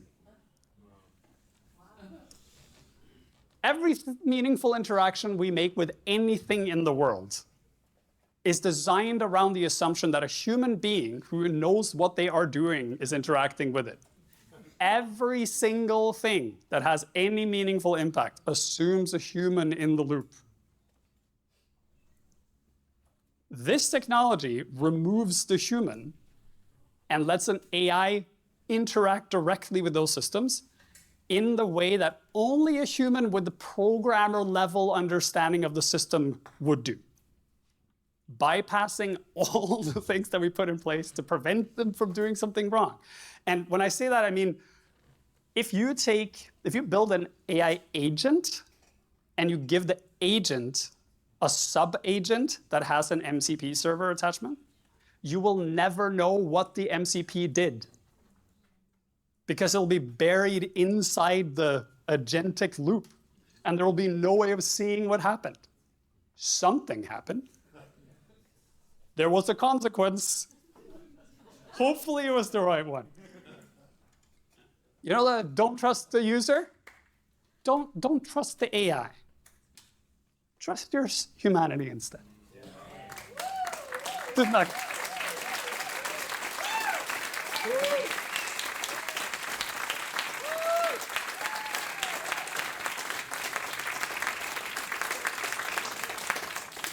We have 45 minutes for questions. These events could seriously go on and on all night. Dean Chev. Thank you so much for the amazing presentation. I have to admit that I'm probably not going to sleep tonight, probably for the next 4 days, because now this is raising huge security concerns. I like your example when you took this gentleman's phone and you ask him for his password. The problem is right now, guys, as you know, there's a 2 billion passwords has been leaked from all the services across the world and is available on the darknet for anyone to download. So my first thought, if someone, I mean anyone in this room, can have access to 2 billion passwords, and we have this machine now, MCP, what is going to happen? Create an MCP server. Yeah.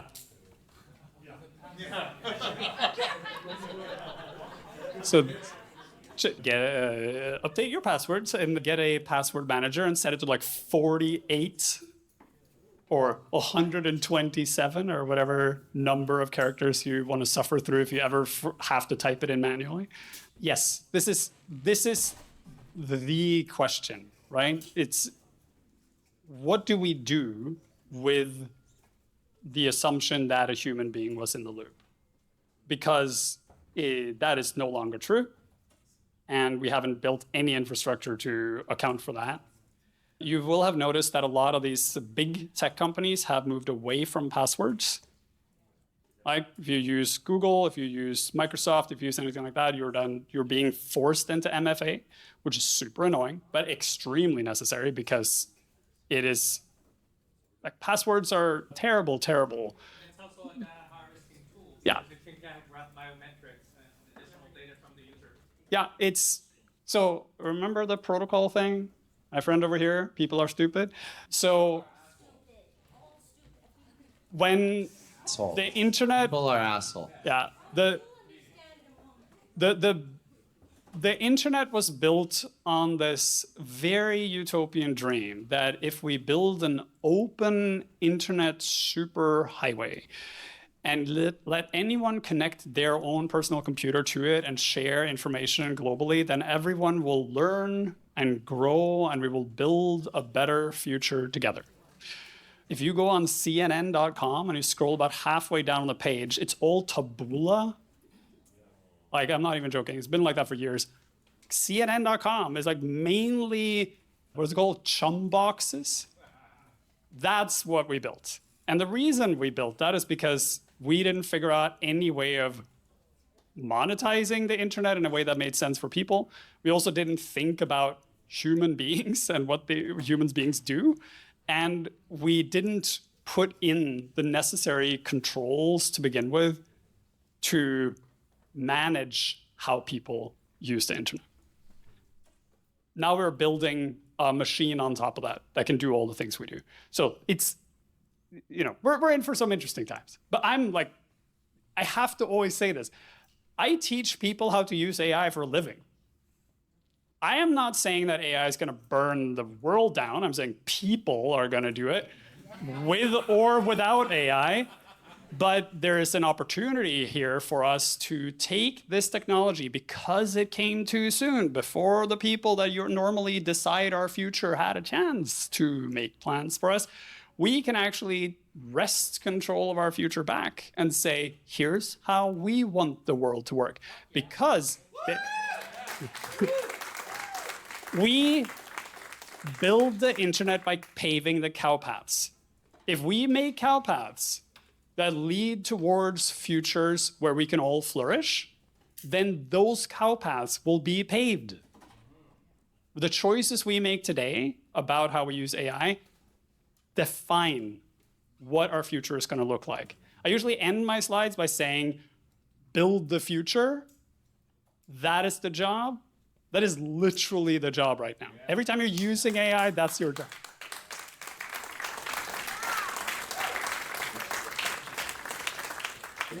Morton, you could easily drop the mic and walk away at this point, but I want to try to give like a little bit of rapid fire here. So, dude, could you keep it to 15 seconds? Keep it to 30 seconds. We can bounce around the room a little bit here. Talk about free will and agents.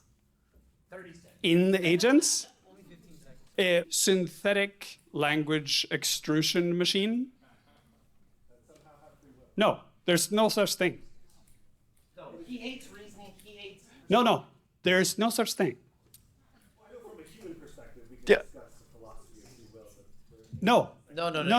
In these machines, they are cul-de-sac. language extrusion machines. What you see is not a machine that's thinking. What you see is a machine that's replicating extremely complex mathematical patterns within a language. It's linguistic math. They don't act with free will. We impose our story onto them that says that they are acting. The entire language we use around AI is anthropomorphized to the point where it's impossible for us to not think of it as a machine that's thinking, because not only do we use language that says the machine is thinking, but the machine uses our language back at us, and the language is the API we use to understand the world. Who here has read the paper that came out in the last couple of weeks by Apple talking about reasoning being an illusion? Drop your hand if you're in the Mac group already. Who's read this paper and you're not in the Mac group? Those are the people that should connect with Tanya. If you've read that paper, you want to come tomorrow and talk about this shit in depth. Yeah, or you want to ask questions like that. If you've read that paper, come tomorrow. Okay, James, I want to do you next. I'm coming over there next. We gotta keep Okay. 15 hands. He like Quick question. So every small business has cybersecurity insurance. So what happens when the employees go off and start using MCP? Does that blow up the insurance industry? You know how you can't get house insurance in Richmond? Because of, you can't get earthquake insurance, flood insurance? Yeah. That is your answer. He said, keep it short. I'm keeping it short. I'm being super cryptic. You have 5 more words, but How far do you think we get with like an adversarial model kind of like GANs where we have like the agent with the intent, and then we have a model that sort of is like observing that and deciding as a gatekeeper whether or not that action goes forward. Models all the way down? Is Philippe in our room? It's models all the way down. Sure. Who has the bigger stack, right? Like at any point, there will be a bigger stack. This is the problem with the scale philosophy. Okay. Okay. I'm not a doomer. I have. No, you can't say. I have. No, you can't say that. What's your P doom? Yes, that's what I mean. I don't have a P doom. Come on. I have autism. It's all a system. It makes perfect sense in my head. It's very hard to explain to anyone else. We're going to continue this, but can we just give a round of applause for Morton Rand?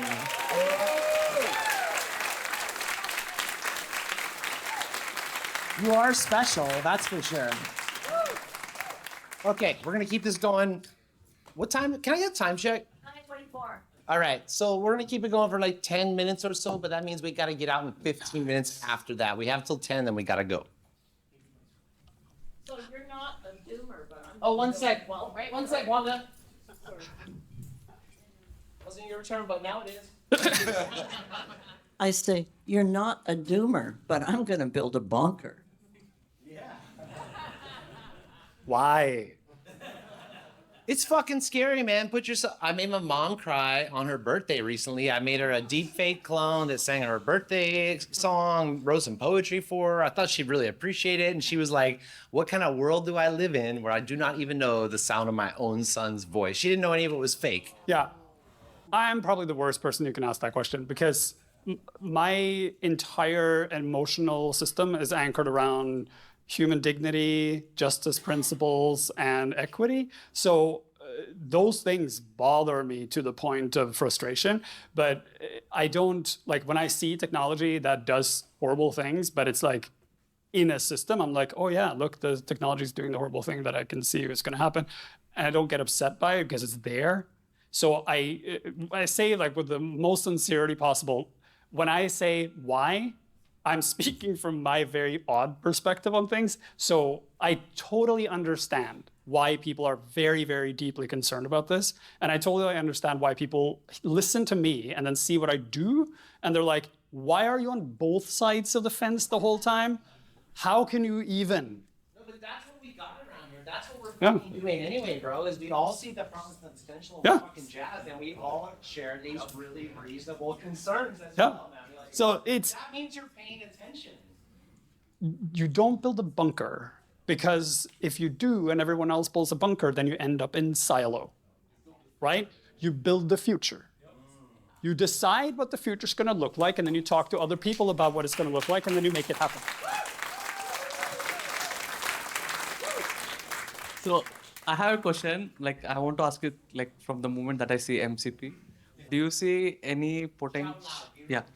Do you see any potential competition or rivalry for that? Like, let's say, for example, Android versus iPhone or HTTP versus SMTP, something like different protocols.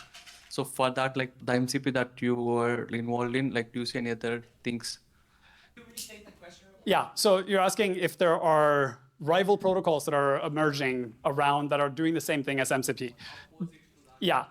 So the answer is yes. There were actually several protocols that existed before MCP. And remember the graph I had, the one that goes like that, is the pivot point where it becomes irrelevant.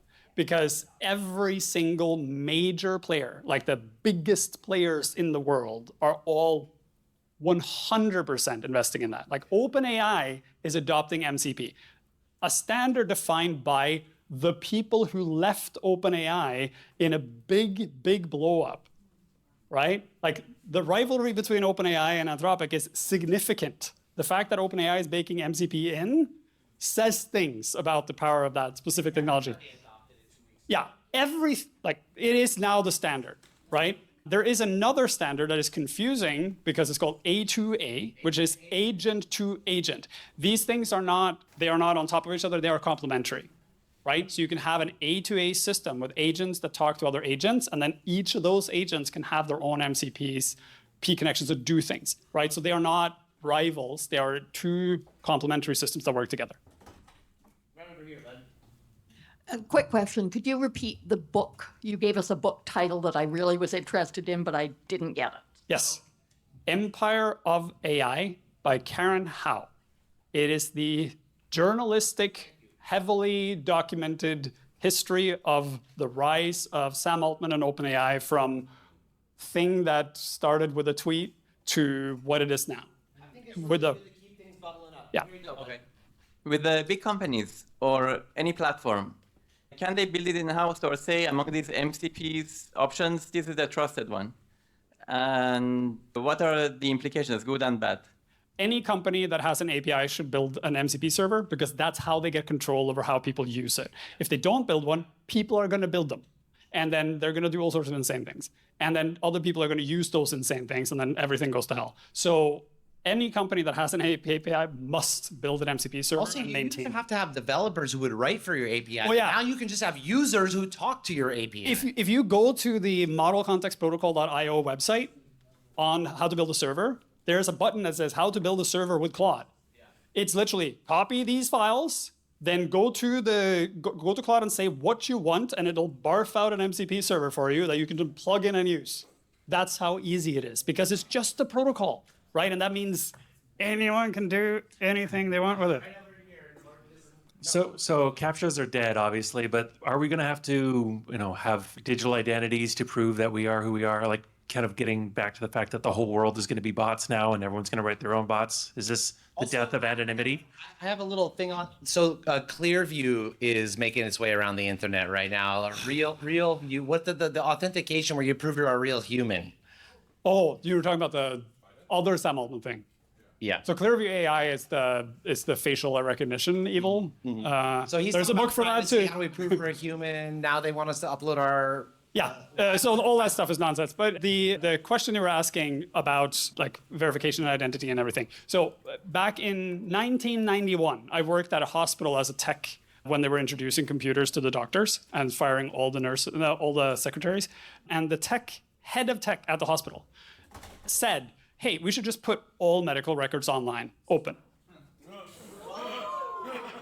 In 1991. And people were like, do you want to go work somewhere else? Like, not at the hospital. We are getting to a point where that actually might make sense. It sounds insane. But in Norway, all tax records are public. You can go look up me, because I'm a Norwegian citizen too. You can see my taxes. They say 0, because I don't live there. But there's a point where the protection of information becomes the valuable asset of the information, and just putting the information in public becomes, then you take some of that value away. For things like medical records, that is a non-starter unless you figure out a way of actually splitting apart the person from the data entirely. But we are getting to a point now where any information that's on the internet will be hacked. The internet is an information distribution platform. Any protection we have on the internet is built on top of a distribution platform. There's no way of preventing distribution from happening. So at some point, we need to rethink how we do data online. Yeah, there's a chance we might end up with books again as the only solution. Like literal journals instead of internet records. This is the performance art of keynoting to answer question after question like this in rapid fire. Yeah, there's no rapid fire with me. There's like slow. Hi there. Hi. So I have 2 questions actually. One is more technical. They're both like kind of related. Okay, I'll go quick. So when we are using MCPs, we think of a situation where there is somebody who is creating a workflow and somebody who is executing a workflow. In that case, when MCP is run during an execution run, there are many parameters that need to be filled in. In such a case, how should we decide whether a creator of the workflow should be the one deciding the parameters or the seeker who is executing the workflow should be? Principle of least privilege. This is like standard software engineering. Principle of least privilege. You always want to give the user as little capabilities as humanly possible and only access to the thing they need and nothing else. This is the standard when you build software. You start with nothing. You get nothing. And then you say, okay, I get just this under very specific circumstances. The problem with MCP as a standard. And the problem with AI agents is that the user, the human being using the AI tools, expects the AI tool to be able to do anything the user can do, and will be frustrated every time it can't, right? Every time you go and you try to make Copilot clean up your inbox, and you go, why the hell isn't it doing that? You know the reason? It's because if you let the AI clean up your inbox, you will never find anything ever again, because it'll do something weird, right? And you won't know how it happened. So when we build MCPs, you have to think, what is the capability that the user may want? How do we give the agent, the AI agent, that capability in a way that doesn't result in an unexpected behavior? And what's happening now with all these security protocols is they're building in a new standard within the standard that talks about how to verify and elevate and de-elevate different levels. And one of the things that came out is invocation, which is you ask the agent to do something, the agent sends a query into the MCP can then send a response. For example, say, are you sure you want to delete your bank account, right? Or something like that, so that you can make that back and forth. But you can see how this is enormously complicated, because you're now programming against an unknown user who can do any kind of request, where the end user has an unreasonable expectation of agents being able to do things that even they wouldn't be able to do themselves. So I can't answer the question. Alexis. I'm Alexis, and I'm a stupid asshole. I have severe autism and severe synesthesia, which means I don't see systems. I just see humans for thousands of years hitting each other. And I'm like, why won't you stop? So here's my question. How do we fix this? What can we do to have foresight? Because humans don't have foresight. I'm really lucky because my severe synesthesia, you're either a monster sinner or you're an advanced monkey. So I have a lot of forgiveness. I come from the foster system. It was horrible. It was brutal. I got brutalized by people, not by the foster system. After that, everyone blamed the government. I was like, weird, the government's made full of people, not like a system. And then everyone blamed capitalism. And I was like, weird, it's like they keep choosing to be assholes. So I think we need to blame ourselves. And if we do that and look at ourselves as advanced chimps or sinners, we can perhaps forgive ourselves and forgive others. How the fuck do we fix this? Thank you.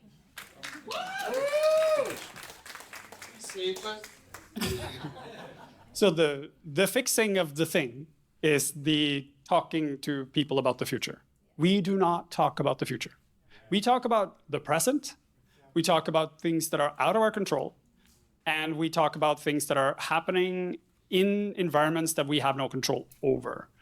Meanwhile, the capitalists are planning out our future to figure out how to wring as much money out of us as possible while we get nothing. So not to make it political, but everything is political, especially code. The reality is the only way we build a better future is by actively building a better future, not by starting a revolution. That takes time and effort, and no one has time for that. Instead, individually as people, we do the things that make a difference in our communities. That means talking to the people around us. That means sharing our ideas openly and welcoming other people's ideas, and then modifying our ideas and answering them and thinking carefully about what everyone needs, not just me, but other people, and then build it one step at a time.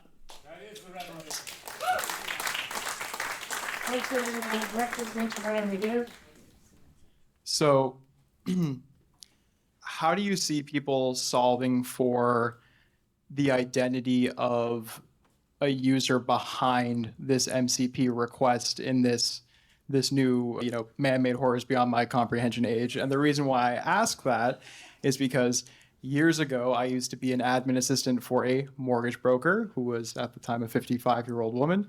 I was a 24-year-old man. And one day she said, hey, I need you to make a travel insurance claim for me. So I had to call the insurance agency and impersonate my boss, which I did successfully. Just there it is now. But at the time, I had to impersonate my boss, who was, again, a 55-year-old woman. At the time, 24-year-old man. And I got through all of the questions that they asked me to verify my identity and made the claim and everything, and my boss was quite happy. So given the fact and I didn't use a voice changer or anything like that. Given that that is the reality 6 or 7 years ago, how do you see it in the future now where an AI agent on behalf of a user supposedly is making this request? How do you see us solving that issue if we even can? What's the statute of limitation on that crime? Like, that is something you should look into before you tell that story on camera. And the AI does the transcript. So I'm not going to repeat what you said. You could be lying. That is true. The AI does not understand. The technical answer. Morton, you said that AIs don't the concept of understanding, we should not even relate to AIs. Yes. I caught you in your own fucking I said game. they don't understand. Yeah. They don't understand. Yes. I can't make up my own language. Then no one will understand what I'm saying. The technical answer to your question is that whole authorization level that they're now building, so that when you try to do something, you have to authorize your way in. The problem with that is if you do that, so like you get a hold of my phone, I leave it open on the table at home and log it on, and my son says something, the AI picks it up and starts acting on my behalf. And I say that because we have one of those talking thermos things at our house that plays music, and that thing, my son has figured out how to make the thing do all sorts of crazy things. So I keep having to turn off features because he just messes around with it. That just with a computer, right? And we are now getting all these wearables where people can wear things and they connect to the internet. So then people around you saying things will maybe start doing things. My wife and her sister have very, very, very identical voices. So my wife's phone will often unlock when my sister-in-law talks. Like, there are so many things that we've built systems assuming that a human being is there. Now that we have the AIs doing it, we have to rethink the entire way, the entire security paradigm of everything. And it's happening right now. And to that question and that question, the way we deal with it is by talking about it and asking the questions out loud to the decision makers, the tech is not political people who are like heavily invested in American politics right now, who are designing our future to fit their interest. Those people will only be held under control by the people if we talk loud enough that our American friends start asking questions loud enough for the politicians who are paid by corporations instead of representing the people to actually act, right? So do the local thing, plant your garden, talk to your neighbor about AI, explain things like this, build a public consciousness around these issues, because these issues are not, they're not. Develop an AI meetup, invite all your friends there every month for 18. Come here, bring your friends. Ask fucking hard questions of people that you don't always agree with. Dude, you fucking killed it tonight, man. Holy Thank you all. Shit, Morton.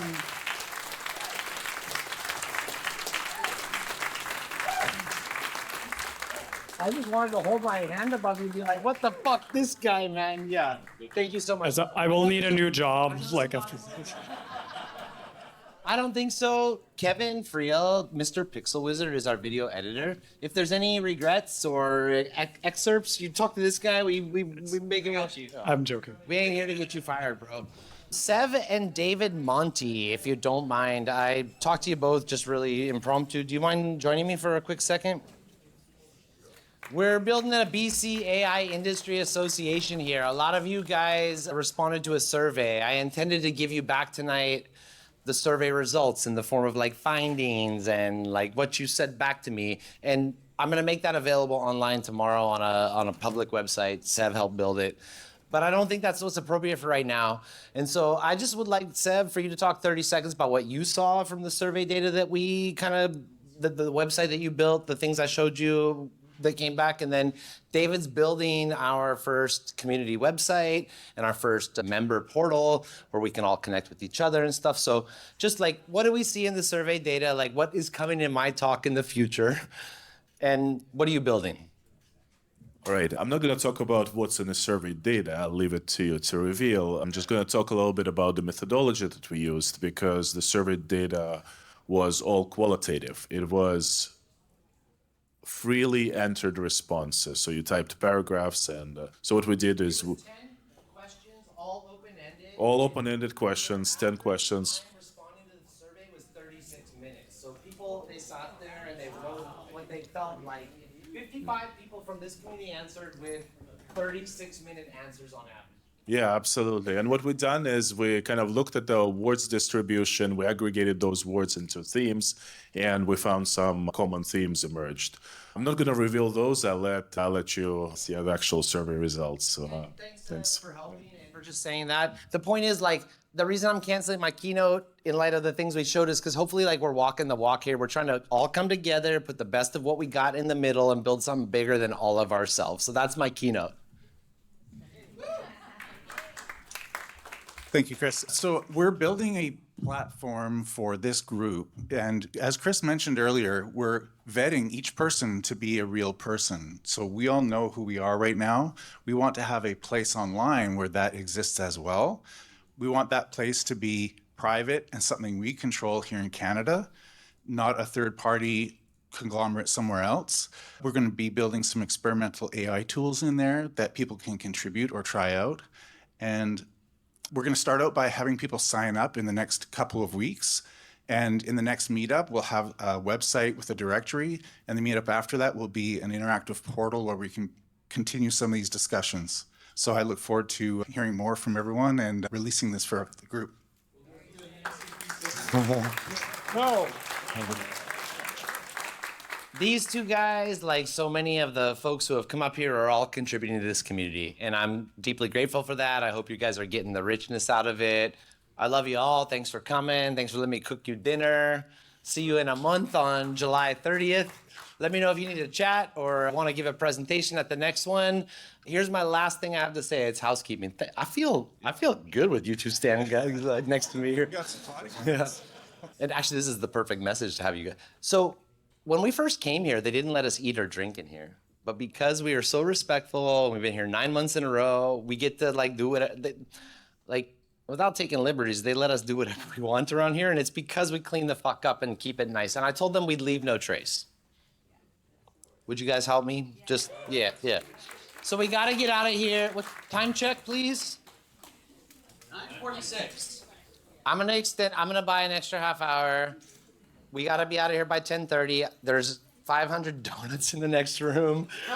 The bar is still open. If you could clean up this room on your way out and then gradually make your way upstairs, grab a drink on the way out, grab some donuts. The observatory is open till midnight. Even if the clouds are out, the astronomer out there is an amazing dude. Definitely pop by the observatory when you get, it's open till midnight. We get kicked out of here at 10. Go to the observatory. I'll see you there.